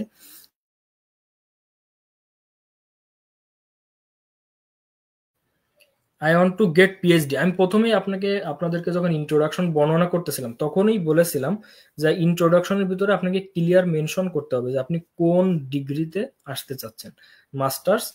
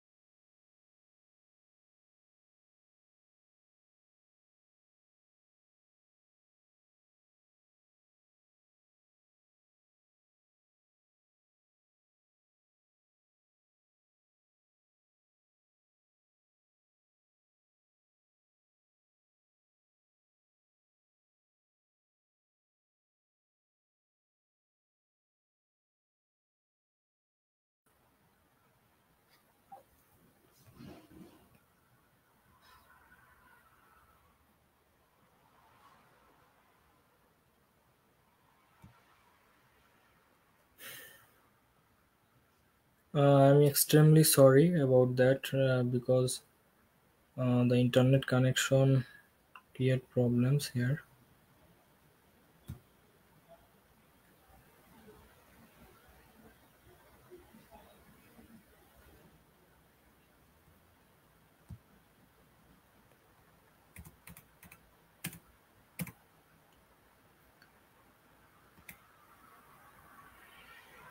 হ্যাঁ, আমি এখানে ছিলাম। যে ইন্ট্রোডাকশন নিয়েই আমি আলোচনা করতেছিলাম এবং একটা প্র্যাকটিক্যাল এক্সাম্পল দেখাচ্ছিলাম। তো আমি প্রথমে যখন ইন্ট্রোডাকশন সেকশন আপনি কিভাবে লিখবেন এটা নিয়ে কথা বলতেছিলাম, তখনই বলেছিলাম যে ইন্ট্রোডাকশন সেকশনে অবশ্যই আপনাকে আপনি কোন ডিগ্রিতে আসতে চাচ্ছেন সেই ডিগ্রিটা মেনশন করতে হবে স্পেসিফিকলি। যেমন এখানে সে মেনশন করছে I want to get PhD degree in sociology. তাহলে আপনাকে কোন ডিগ্রির জন্য আপনি আসতে চাচ্ছেন এটা মেনশন করে দিতে হবে ইন্ট্রোডাকশন সেকশনেই, যাতে যে অ্যাডমিশন কমিটি যারা আছে তারা যেন আপনার ইন্টেনশনটা বুঝতে পারে যে আপনি কোন ডিগ্রির জন্য আসতে চাচ্ছেন। প্রথমেই তারা এটা যেন বুঝে ফেলে যে আপনি মাস্টার্স ডিগ্রির জন্য আসতেছেন না পিএইচডি ডিগ্রির জন্য আসতেছেন। এরপর ইন্ট্রোডাকশনকে আপনি আরো ইলাবোরেট করতে পারেন, অনেক বিষয়গুলো লিখে আপনি ইলাবোরেট করতে পারেন। এবং আমি প্রথমে বলেছিলাম যে একটা প্যারাগ্রাফের সাথে আর একটা প্যারাগ্রাফের কোহিশন থাকতে হবে, সম্পর্ক থাকতে হবে। যেমন এখানে লিখছে যে তার কিছু অবজারভেশন হয়তো সে লিখছে, তার অবজারভেশন গুলো শেয়ার করছে এরকম যে a dynamic market place where ideas about migration, money and different cultures come together in where I get excited. এমন একটা ডাইনামিক মার্কেট প্লেস যেখানে মানুষের মাইগ্রেশন, মানি এবং ডিফারেন্ট কালচার একত্রে চলতেছে। মানে আমাদের সোসাইটি নিয়ে আসলে আমরা এত কিছু চিন্তা ভাবনা করি না, কিন্তু এটা কিন্তু ভাবার বিষয় যে বিভিন্ন, যেমন আমি যদি আমি যেখানে এখন আছি এই কানাডা নিয়েই যদি কথা বলি, এখানে দেখা যাচ্ছে যে আপনার বিভিন্ন দেশের ইমিগ্রান্টরা আছে, মানে বিভিন্ন দেশের মানুষ আছে। তারপর তাদের এক একজনের ইনকাম লেভেল এক এক রকমের, কেউ অনেক বেশি ইনকাম করতেছে, কেউ অনেক কম ইনকাম লেভেলের আছে, কেউ হোমলেসও আছে, এরকমও আছে। তারপর ডিফারেন্ট কালচার মানে আপনার এখানে আমরা যারা বাঙালি তাদের এক ধরনের কালচার, কানাডিয়ানদের এক ধরনের কালচার। এরপর আপনার যারা আফ্রিকান দেশ থেকে আসছে তাদের এক ধরনের কালচার। তো এখানে তো অনেক দেশের মানুষ একসাথে বসবাস করতেছে। তার ইন্টেনশন হচ্ছে এইরকম একটা মানে বিভিন্ন কালচারের মানুষ, বিভিন্ন ইনকামের মানুষ, তারা কিভাবে একসাথে পথ চলতেছে, একসাথে একটা সমাজে বসবাস করতেছে, এই এই এই জায়গাটাতে সে ফোকাস করতে চায়। এটা তার জানার ইন্টেনশন আছে। তাহলে দেখেন এখানে কিন্তু তার একটা আগ্রহের জায়গা সে লিখছে। এরপরে লিখছে I am eager to understand how money sent by people living abroad affects the place they left and ones they are in. তার মানে এটা হচ্ছে বুঝাচ্ছে যে সে আরো জানতে চায়, সে আরো বেশি আগ্রহী। দেখেন প্রত্যেকটা লাইনেই কিন্তু তার আগ্রহটা প্রকাশ করতেছে। হ্যাঁ, প্রতিটা লাইনেই আপনার ইন্টেনশনটা। এখন আপনি যদি এআই দিয়ে লেখেন, সাপোজ আপনার ইন্টেনশন কোথায়, এআই কি জানে আপনার এই ইন্টেনশন গুলো? কি এআই এআই জানবে যে আপনি কোন বিষয়ে আগ্রহী? আপনি লিখলেন যে গিভ মি এসওপি, আমার ব্যাকগ্রাউন্ড হচ্ছে সিভিল ইঞ্জিনিয়ারিং, আমার ব্যাকগ্রাউন্ড অথবা সোসিওলজি, যাই হোক আপনি দিলেন, সে তার মতো করে এআই এর যে মেমোরিতে যা আছে সেটা সে লিখলো, কিন্তু এটা আপনার ইন্টেনশনের সাথে কিন্তু মিলবে না। হুম। তো আপনার ইন্টেনশন, আপনার চিন্তা, আপনার থট, আপনার আগ্রহ কোথায়, এই জিনিসগুলো একজন মানুষ নিজেই সবচেয়ে বেশি জানে। তো তার আগ্রহগুলো কি সে এখানে লিখছে, তারপরে লিখছে এগুলোকে বলা হয় মোটিভেশন। ইন্ট্রোডাকশনের ভিতরে আপনার কিছু মোটিভেশন আপনি দিতে পারেন। আমি প্রথমে বলেছিলাম যে হয় কোনো গল্প দিয়ে শুরু করবেন যে মোমেন্টটা আপনাকে ইন্সপায়ার করছে, অথবা আপনি আপনার মোটিভেশনটা ইন্ট্রোডাকশনে বুঝাবেন যে আমি এই জন্য মোটিভেটেড, হুম, এই জন্য আমি ইন্টারেস্টেড। তারপরে যেমন লিখছে I am passionate about learning and sharing stories from groups of people who might not get mass attention like minorities and indigenous communities. Indigenous communities মানে হচ্ছে যারা আদিবাসী, হ্যাঁ, যারা সংখ্যালঘু, এই ধরনের মানুষ যাদের প্রতি বেশি একটা ইন্টেনশন আসলে দেওয়া হয় না, তাদের স্টোরি সম্পর্কে আমি জানতে বেশি আগ্রহী, তাদের দিকে অ্যাটেনশন দিতে বা তাদের লার্নিং, তাদের স্টোরি শেয়ারিং এর বিষয়ে আমি আগ্রহী। এগুলোও তার একটা আগ্রহের বিষয়। কেন সোসিওলজিতে, দেখেন আপনি প্রত্যেকটা বিষয় কিন্তু রিলেট করতে হবে। সোসিওলজিতে কেন সে আগ্রহী, অন্য ফিল্ডে কেন না, এইগুলো কিন্তু প্রথম থেকেই সে বলে আসতেছে যে আমি সোশিওলজিতে আগ্রহী কারণ এই ফিল্ড গুলো, এই জায়গাগুলো বা এই বিষয়গুলো আমাকে টাচ করেছে। কোন কোন বিষয় টাচ করেছে? একটা হচ্ছে মানি ট্রান্সফার, যেমন আমাদের বিদেশ থেকে যারা ওয়ার্কাররা আছে, বিদেশে যারা কাজ করে, তারা যে টাকা পাঠাচ্ছে দেশে, এই টাকার ইম্প্যাক্টটা আমাদের দেশে কেমন, তারা যেখানে ছিল, মানে আমাদের দেশে তো তারা একসময় ছিল, তো তাদের এই টাকা পাঠানোর ইম্প্যাক্টটা সমাজের উপরে কিভাবে প্রভাব ফেলে। অথবা সমাজে বিভিন্ন কালচারের মানুষ যে একসাথে বসবাস করতেছে, কিভাবে এই বসবাস করা সম্ভব, কোন প্যাটার্নে গেলে আরো ডেভেলপ করা সম্ভব হয়, এই জায়গাগুলো কিন্তু তাকে টাচ করেছে। এবং মাইনরিটিস, ইন্ডিজিনাস কমিউনিটিস তাকে টাচ করেছে। Empowerment is a big deal to me. Empowerment তার কাছে অনেক বড় একটা বিষয়। এই সমাজের আপনার যে তার সমাজ নিয়ে তার যে চিন্তা ভাবনা, তার ভিতরে এম্পাওয়ারমেন্ট একটা বিষয়। এবং এম্পাওয়ারমেন্ট কিভাবে তার কাছে বিষয়, সেটা পরের লাইনে দেখেন সম্পর্ক যুক্ত করছে, রিলেটেড করছে কিভাবে। I am amazed to how giving a small loans can help women become more independent. সে আরো বেশি ইন্টারেস্টেড কিভাবে ছোট ছোট লোন, যেমন ক্ষুদ্র ঋণ সংস্থা নিয়ে আমরা বলছি, তো সোসাইটিতে এর ইম্প্যাক্ট কিন্তু ব্যাপক ইম্প্যাক্ট আমরা জানি, তাই কি না? যে আমরা যে সোশ্যাল বিজনেস যাকে বলি, তো এরকম ছোট লোন কিভাবে এম্পাওয়ারমেন্ট মানে আমাদের যে নারীদেরকে কিভাবে আরো বেশি ইন্ডিপেন্ডেন্ট করে তুলতে পারে, তাদের কমিউনিটিটাকে কিভাবে সে আরো বেশি ইমপ্রুভ করে, এই বিষয়ে যিনি লিখতেছেন এসওপি তিনি ইন্টারেস্টেড এবং এগুলো তার রিসার্চের এরিয়া। সে এইগুলোর উপরে রিসার্চ করতে ভালোবাসে, পছন্দ করে। তাহলে আপনার এইগুলো কি একটা ইন্ট্রোডাকশন, সুন্দর ইন্ট্রোডাকশন আসতেছে না? প্রত্যেকটা লাইনের সাথে প্রত্যেকটা লাইনের কমিউনিকেশন আছে, প্রত্যেকটার সাথে কোহেশন বজায় আছে, এবং আপনি আপনার নিজের একটা মোটিভেশন এখানে দিচ্ছেন যে আমার এই বিষয়ে আগ্রহ আছে বলেই আমি এই ডিগ্রিতে আসতে চাই। Exploring how money and communities connect to each other. Money এবং কমিউনিটিস, তার মানে একটা সমাজে লো ইনকাম পিপুল আবার হাই ইনকাম পিপুল, দুই ধরনের মানুষ কিভাবে একটা সমাজে, দুই ক্যাটাগরির মানুষ কিভাবে মানে সমাজে বসবাস করতেছে। কারণ আমরা নিজেরাই জানি অর্থনৈতিক ফ্যাক্টর কিন্তু অনেক গুরুত্বপূর্ণ একটা ফ্যাক্টর সমাজে, এর একটা বিশাল ইম্প্যাক্ট আছে। তো এই ইম্প্যাক্টটা নিয়ে তিনি আগ্রহী, কাজ করতে আগ্রহী। এরপর আরো সে কি জন্য আগ্রহী? I am interested in lot of other things too. সে যে আরো অন্যান্য বিষয়ে আগ্রহী, কেমন? Like why some people have some power to better health and, এখানে এখানে যেটা বোঝাচ্ছে, আমি যদি এর সামারি বলি, সে আরো জানতে চায় কেন কিছু পার্সন অনেক বেশি ক্ষমতাশালী এবং অনেক বেশি তারা বেটার হেলথ মানে তাদের চিকিৎসা ভালো পাচ্ছে বা হায়ার ট্রিটমেন্ট পাচ্ছে, আর কিছু ফ্যামিলি কেন পাচ্ছে না। ঠিক আছে, how families and different culture get along, কিভাবে বিভিন্ন ফ্যামিলিজ ডিফারেন্ট কালচারের মানুষ একসাথে চলতেছে।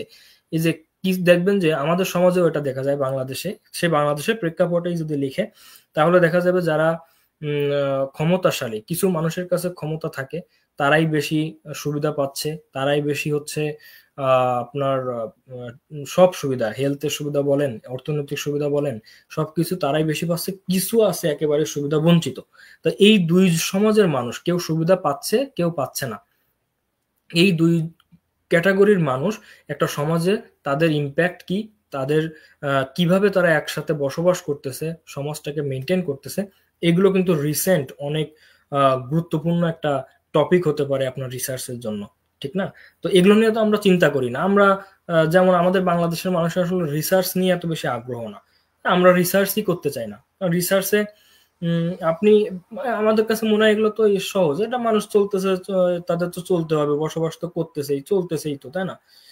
এই চিন্তা যদি থাকে যে এর ডেপথে আমার জানার দরকার নাই, তাহলে একটা দেশ আসলে কখনোই উন্নত হবে না। কারণ রিসার্চ ছাড়া আপনি কোনো ধরনের উন্নতি আশা করতেই পারেন না।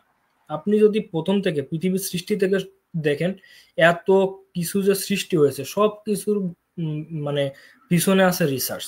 সুতরাং আপনার যখন হায়ার স্টাডিতে আসতে হবে, তার মানে কি আপনার নলেজকে আপনি আরো বেশি ডেভেলপ করতে চাচ্ছেন, এনহান্স করতে চাচ্ছেন, আপনার রিসার্চে ব্যাকগ্রাউন্ড আছে কিনা এইটা ফোকাস করতে হবে।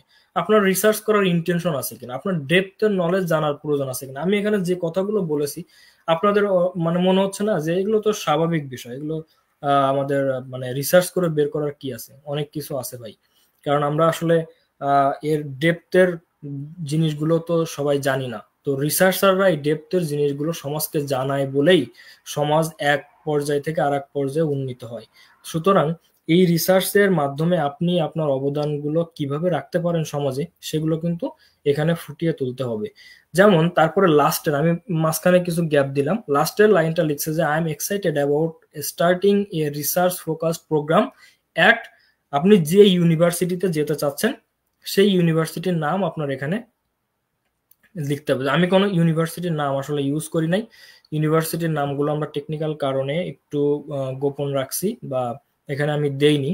তো আপনাকে এখানে আপনি যে ইউনিভার্সিটিতে যেতে চাচ্ছেন সেই ইউনিভার্সিটির নাম এখানে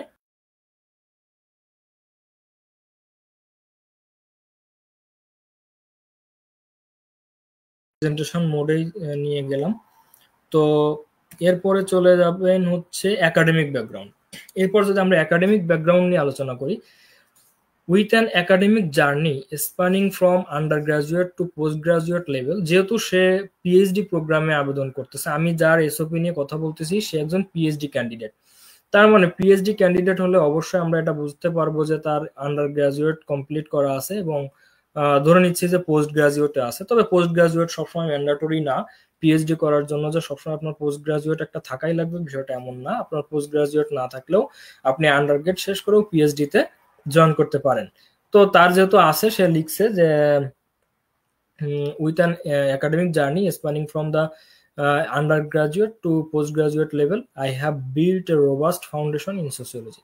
দেখেন, আপনি আপনার একাডেমিক ক্যারিয়ার বা একাডেমিক যে ব্যাকগ্রাউন্ড, এইটা যে আপনার সোশিওলজিতে একটা রোবাস্ট ফাউন্ডেশন গঠন করছে, সেটা প্রথমেই হিট করছেন আপনি। যে আমার আন্ডার গ্রাজুয়েট এবং পোস্ট গ্রাজুয়েট লেভেলে যে নলেজ আছে, এটা আমার সোশিওলজি ফাউন্ডেশনকে শক্ত করার জন্য অনেক বেশি ভূমিকা রাখছে। এরপর সে কিভাবে কোথায় কি ডিগ্রি করেছে, অ্যাচিভিং অ্যান্ড এমফিল ডিগ্রি সে অর্জন করেছে ঢাকা বিশ্ববিদ্যালয় থেকে। আমি এটা বলেছিলাম যে আপনি যখন একাডেমিক ব্যাকগ্রাউন্ড লিখবেন তখন আপনার কি কি ডিগ্রি আছে, আপনি কি কি পড়াশোনা করেছেন, আপনার হোম কান্ট্রিতে কোন ইউনিভার্সিটি থেকে পড়াশোনা করেছেন, এগুলো দিতে হবে। এবং আমি বলেছিলাম যে আপনি আপনার সিজিপিএটা উল্লেখ করবেন, ঠিক আছে? তো এখানে দেখেন আমি যে একটু হাইলাইট করেছি যে accompanied by a masters of social science, সে Shahjalal university of science and technology থেকে তার মাস্টার্স ডিগ্রি করেছে এবং তার সিজিপিএ ছিল সেটা সে উল্লেখ করেছে 3.48। এবং তার ব্যাচেলর ডিগ্রি কি ছিল, ব্যাচেলর ডিগ্রিও সেই একই বিশ্ববিদ্যালয় মানে Shahjalal university of science and technology থেকে ছিল এবং তার সিজিপিএও সে এখানে উল্লেখ করেছে। তার মানে আমি যে কথাগুলো বলেছিলাম তার সাথে মিল আছে। যে আমি বলেছিলাম আপনি কোন কোন বিশ্ববিদ্যালয় থেকে পড়াশোনা করেছেন, আপনার একাডেমিক যে গ্রেড এগুলো উল্লেখ করতে হবে এবং আপনার ব্যাকগ্রাউন্ড কিভাবে আপনার পরবর্তী ডিগ্রির জন্য অনেক বেশি ফিট, আপনার ব্যাকগ্রাউন্ড যেটা আপনি পড়াশোনা করেছেন দেশে সেটা পরে হায়ার স্টাডিতে কি কাজে লাগবে, কি ভূমিকা থাকবে, এগুলো লিখতে হবে। যেমন সে কিন্তু উপরেই সে এগুলো লিখছে। এরপরে আরো যদি আমরা দেখি, আরো লিখছে সে একাডেমিক ব্যাকগ্রাউন্ড তাকে কিভাবে স্ট্রং করেছে, কিভাবে ফিট করছে পিএইচডির জন্য। My academic journey portraits a consistent dedication to sociology, fostering critical thinking, critical analytical skill and comprehensive knowledge base. তার মানে তার যে একাডেমিক জার্নি, এই একাডেমিক জার্নি তাকে ক্রিটিক্যাল থিঙ্কিং করা শিখিয়েছে। ক্রিটিক্যাল থিঙ্কিং মানে হচ্ছে আপনার বিশ্লেষণমূলক ক্ষমতা, আপনার বিশ্লেষণ করার ক্ষমতা থাকতে হবে। অ্যানালিটিক্যাল কিছু স্কিল আছে, অ্যানালিটিক্যাল স্কিল মানে তার কিছু মানে সফট টেকনোলজি সম্পর্কে জানা আছে, তার মানে তার সে কিছু সফটওয়্যার জানে যেগুলো দিয়ে ডাটা অ্যানালাইসিস করা যায়। অ্যানালিটিক্যাল কিছু skill. Comprehensive knowledge, theoretical knowledge তার কিছু আছে সোশিওলজি নিয়ে। এবং সে পরবর্তী সে উল্লেখ করেছে সে একটা সফটওয়্যার জানে স্ট্যাটিস্টিক্স বিষয়ে, এই সফটওয়্যার সম্পর্কে সে জানে এবং তার এই একাডেমিক ব্যাকগ্রাউন্ডই তাকে এইগুলো শেখার জন্য সহযোগিতা করেছে। এইগুলো সে প্রথমে লিখছে। দিজ অ্যাট্রিবিউটস, তার এই যে গুণাবলীগুলো, তার মানে তার যে ক্রিটিক্যাল থিঙ্কিং, তারপর অ্যানালিটিক্যাল স্কিল, কম্প্রিহেন্সিভ নলেজ, এই জিনিসগুলো তার পিএইচডি ডিগ্রি অর্জন করার জন্য অনেক তাকে সজ্জিত করেছে। ইকুইপড, কিছু কিছু ওয়ার্ড আপনি খেয়াল করবেন যে ইকুইপড তাকে সজ্জিত করেছে কেন, যেন সে অ্যাডভান্স রিসার্চ এবং অফার ইনোভেটিভ কোনো insight and contribute significantly to the scholarly discourse within the field. তার মানে আমি আসলে জাস্ট সামারিটা যদি বলি, যে সে তার যে একাডেমিক ক্যারিয়ার, সে একাডেমিক যেসব জ্ঞান অর্জন করেছে, যে নলেজ অর্জন করেছে, এবং তার যে অ্যানালিটিক্যাল স্কিল, ক্রিটিক্যাল থিঙ্কিং, সে যত সফটওয়্যার শিখেছে, এই সবগুলো অ্যাট্রিবিউটই তাকে পিএইচডি করার জন্য যোগ্য করে তুলেছে। তাহলে আমি প্রথমে বলেছিলাম হোয়াই দিস প্রোগ্রাম, কেন আপনি এই প্রোগ্রামটা সিলেক্ট করছেন?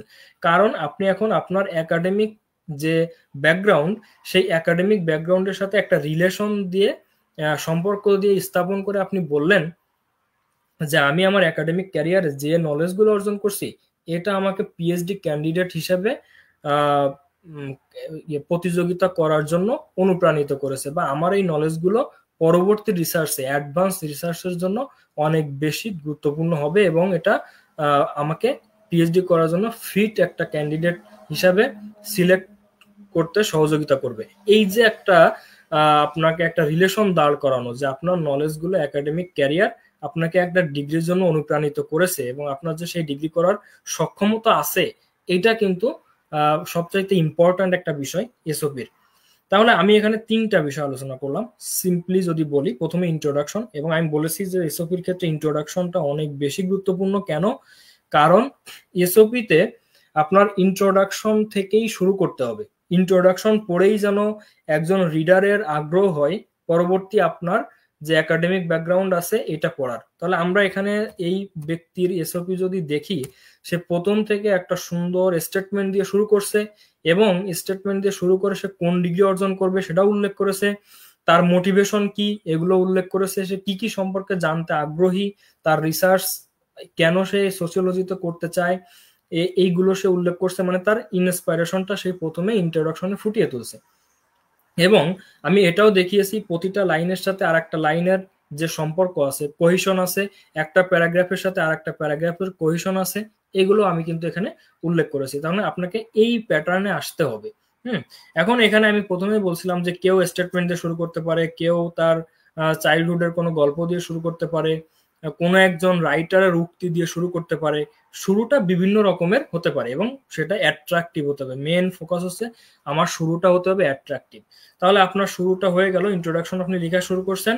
ইন্ট্রোডাকশন লেখার পরে আমি চলে আসছি একাডেমিক ব্যাকগ্রাউন্ডে। একাডেমিক ব্যাকগ্রাউন্ডের লাস্টেও আমি কিন্তু রিলেট করেছি যে আমার একাডেমিক ব্যাকগ্রাউন্ডে আমার যে নলেজ আছে, এই নলেজগুলো আমার হচ্ছে পরবর্তীতে পিএইচডি ডিগ্রি অর্জনের জন্য অনেক বেশি হেল্পফুল হবে, এবং এই নলেজ এর মাধ্যমে আমি অ্যাডভান্স রিসার্চ করতে পারবো।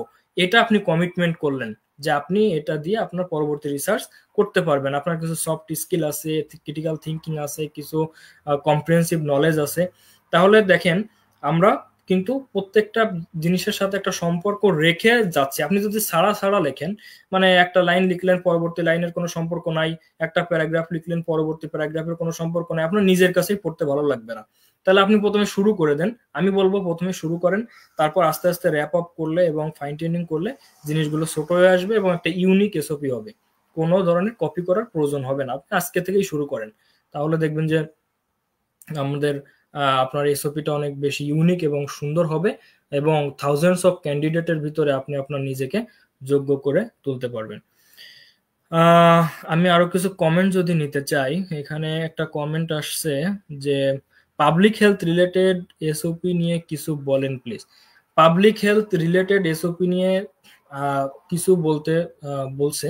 পাবলিক হেলথ নিয়ে আপনি আপনার যে ব্যাকগ্রাউন্ড আছে, আপনার যেহেতু আমি যে যে ব্যাকগ্রাউন্ড, আসলে যে কথা বলে তার ব্যাকগ্রাউন্ডই বারবার চলে আসে, এটা স্বাভাবিক। হ্যাঁ, আপনার আপনার কথাটা অনেকটা যুক্তিযুক্ত, কারণ পাবলিক হেলথ রিলেটেড এসওপি নিয়ে আপনার, আমি এখানে দেখাচ্ছি আসলে একটা জেনারেল এসওপি লেখার জন্য কি কি ফরম্যাট থাকা দরকার, এবং হচ্ছে কি কি আপনি লিখতে পারেন।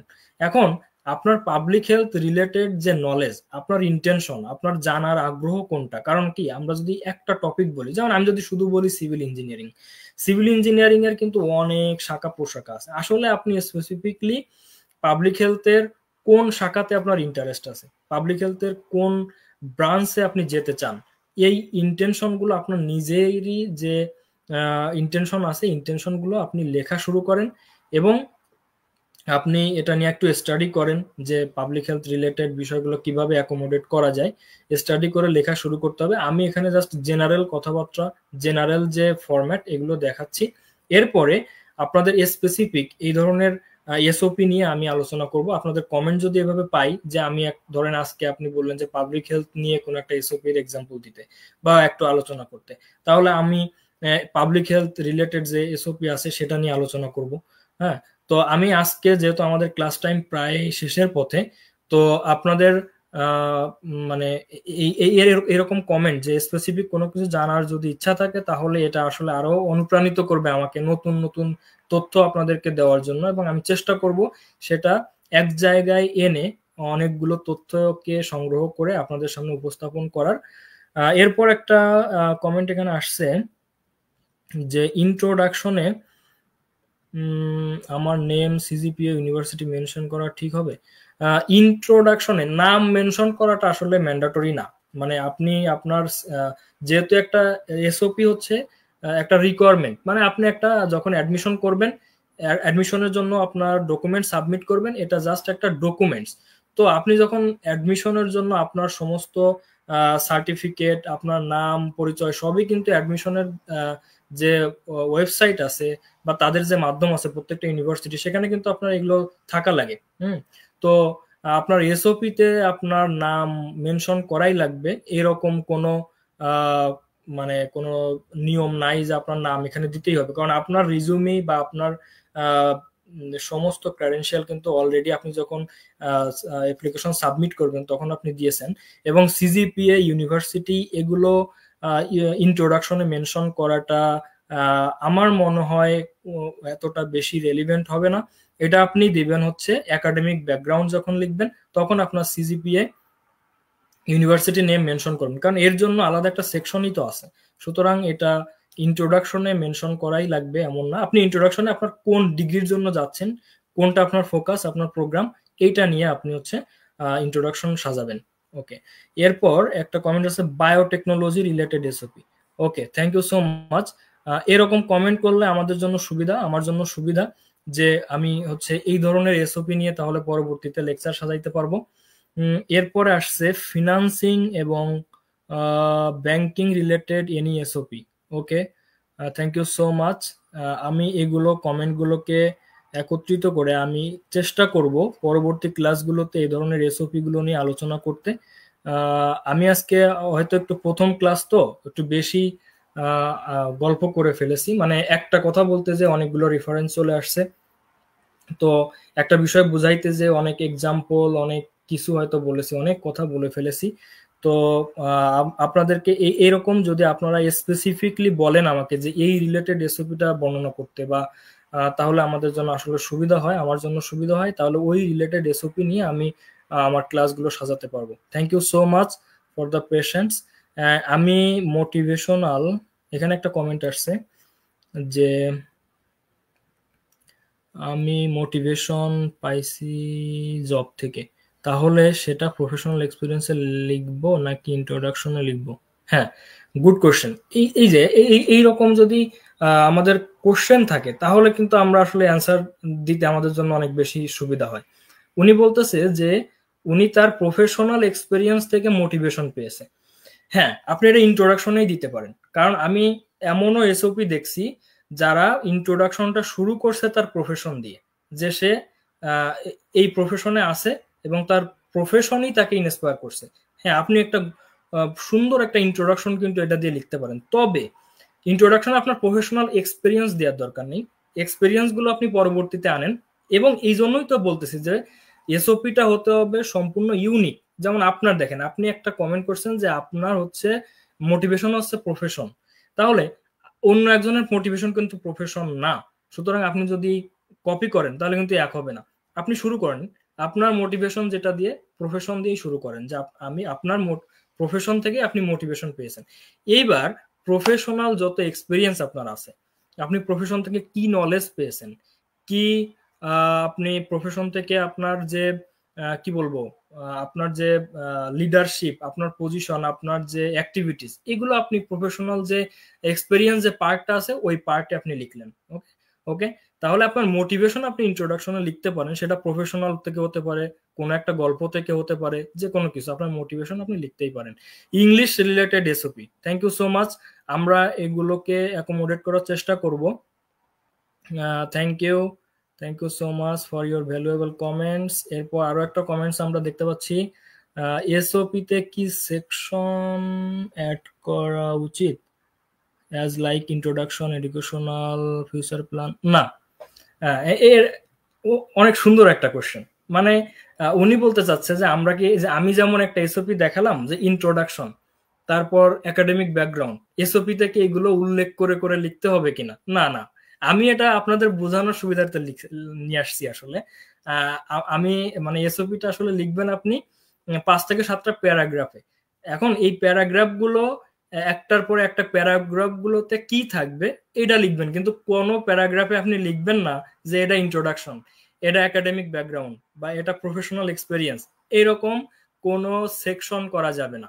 আপনি একটা প্যারা লেখা শুরু করবেন, আপনার ডেসক্রিপশন দিবেন, আপনার আমি যে পার্টগুলো বলছি পার্টগুলো ইনক্লুডেড থাকবে, কিন্তু কোনো পার্ট স্পেসিফিকলি, আমরা যেমন ছোটবেলায় এসে রাইটিং লিখতাম, ইন্ট্রোডাকশন, তারপর ডেসক্রিপশন, আমরা লিখতাম না গরুর রচনা, বিভিন্ন রচনা লিখতাম, এরকম রচনা লেখার সময় যে টপিক দিয়ে দিয়ে ব্যাখ্যা করতাম, এরকম না, বিষয়গুলো এরকম না।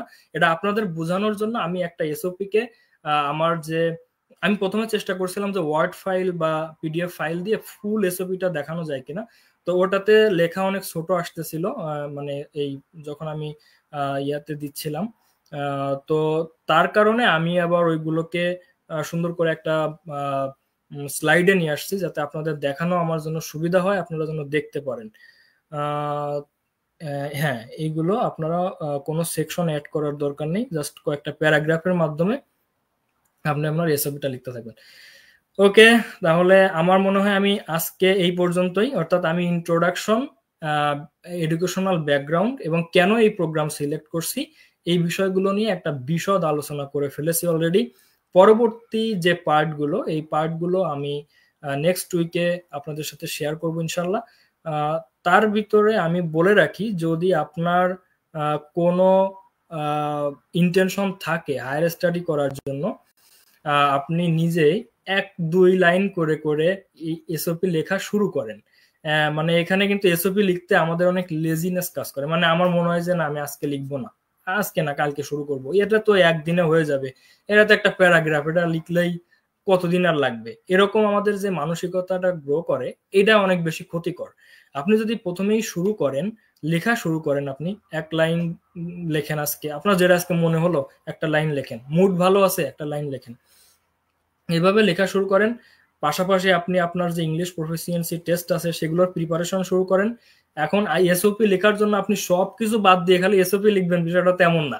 আপনি এসওপি লিখবেন হচ্ছে আপনার অন্যান্য যে রিকোয়ারমেন্ট আছে রিকোয়ারমেন্ট গুলো ফুলফিল করবেন, পাশাপাশি এসওপি লিখবেন 1 লাইন 2 লাইন একটা প্যারাগ্রাফ এরকম করে লেখা শুরু করবেন। 2 মাস 3 মাস পরে হয়তো আপনার এসওপিটা একটা ইউনিক এসওপি হয়ে যাবে। তো আমার রিকোয়েস্ট থাকবে, যদি বাইরে আসার ইন্টেনশন থাকে তাহলে আপনি এখন থেকেই একটা এসওপি লেখা স্টার্ট করে দেন। ওকে, দেখা হবে আগামী সপ্তাহে ইনশাল্লাহ। সেই পর্যন্ত সবাই ভালো থাকবো। আর একটা কমেন্ট এখানে আসছে, এই 7 থেকে 8টা প্যারাগ্রাফে কি কি পার্ট লিখবো, সেকশন যদি হাইলাইট না করি? ওকে, আমি এটা এর আগেও মেনশন করছি যে আপনার সেকশন হাইলাইট এভাবে, মানে মানে আমি আপনি হয়তো বোঝাতে চাচ্ছেন যে introduction, education, future plan, programme related plan, এইরকম কি পয়েন্ট পয়েন্ট অ্যাড করা মাস্ট? প্রথমে আপনি এই কমেন্টটা করছেন, এই কমেন্টের অ্যান্সার আমি বলেছি যে না, এই ধরনের কোনো পয়েন্ট অ্যাড করার কোনো প্রয়োজন নাই। আপনি আপনার মাথায় থাকবে যে প্রথমে আমি ইন্ট্রোডাকশনে লিখবো, ইন্ট্রোডাকশনের পরে আমি ব্যাকগ্রাউন্ড লিখবো, ব্যাকগ্রাউন্ডের পরে আমি প্রফেশনাল এক্সপিরিয়েন্স লিখবো, কেউ আবার ব্যাকগ্রাউন্ড প্রফেশনাল এক্সপিরিয়েন্স একসাথে লিখতে পারে, ঠিক আছে? তো মেইন পয়েন্ট গুলো আমি বলেছি, আপনি একের পর এক লিখবেন, কিন্তু কোনো সেকশন অ্যাড করার দরকার নেই যে এটা ইন্ট্রোডাকশন, এটা এটা একাডেমিক ব্যাকগ্রাউন্ড, এটা প্রফেশনাল এক্সপিরিয়েন্স, এরকম কোনো সেকশন আপনার অ্যাড করার কোনো প্রয়োজন এসওপিতে নাই। ইভেন আপনার নামও মেনশন করার প্রয়োজন নাই। আপনি এখানে মেইনলি ফোকাস করবেন হচ্ছে আপনার রিসার্চ, আপনার প্রফেশনাল এক্সপিরিয়েন্স, আপনার লিডারশিপ, আপনার কেন আপনি মানে একটা প্রোগ্রামে আসতে চাচ্ছেন, এইটা আপনাকে বুঝাইতে হবে, ঠিক আছে? আপনাকে এইটা একজন অ্যাডমিশন প্যানেলকে বুঝাইতে হবে, তাকে কিছু ইমপ্রেস করার ট্রাই করা, হ্যাঁ, তবে ইমপ্রেসটা যেন সঠিক ওয়েতে হয়, কোনো কিছু লুকানো বা আপনার কোনো খারাপ ইন্টেনশন অথবা কোনো কিছু আপনি মিথ্যা তথ্য দিলেন, এই কাজগুলো করবেন না। এই কাজগুলো পরবর্তীতে যদি আপনি ধরা পড়ে যান তাহলে অনেক বড় সমস্যায় পড়ে যেতে পারেন। কারণ হায়ার স্টাডি জার্নিতে এই ধরনের মানে কি বলবো আমি, কোনো ধরনের লুকোচুরি, মিথ্যা কোনো তথ্য দেয়া, এগুলো খুবই ডেঞ্জারাস। কারণ কি, এই ইভেন আপনি যদি কপি করেন, আমাদের রিসার্চের একটা বিষয় আছে যে সবচাইতে ইয়ে, গুরুত্বপূর্ণ যে অপরাধ, এটা হচ্ছে কোনো কিছু কপি করা। সিমিলারিটিস যদি থাকে, আপনি দেখতে পারেন, আপনি রেফারেন্স দিতে পারেন, তাদের নাম অ্যাড করতে হবে, কিন্তু যদি সিমিলারিটি অনেক বেশি থাকে, আপনি কপি করে করে নিয়ে আসেন, তাহলে এই রিসার্চ যদি আপনি সাবমিট করেন, আপনার এটা কোশ্চেনেবল হয়ে যাবে এবং এটার জন্য আপনি অনেক বড় পানিশমেন্টও পেতে পারেন। তো এসওপিটা আসলে এরকমই। দয়া করে কেউ কপি করার ট্রাই করবেন না, এআই দিয়ে লেখার ট্রাই করবেন না, নিজের গল্প নিজেই সাজাবেন। পরবর্তী সেকশনগুলো আমি পরবর্তী ক্লাসে আলোচনা করবো ইনশাল্লাহ। তো আমরা আজকে আমার ক্লাসটা আমি এখানে শেষ করতেছি। সবাই ভালো থাকবেন, সুস্থ থাকবেন। আসসালামু আলাইকুম।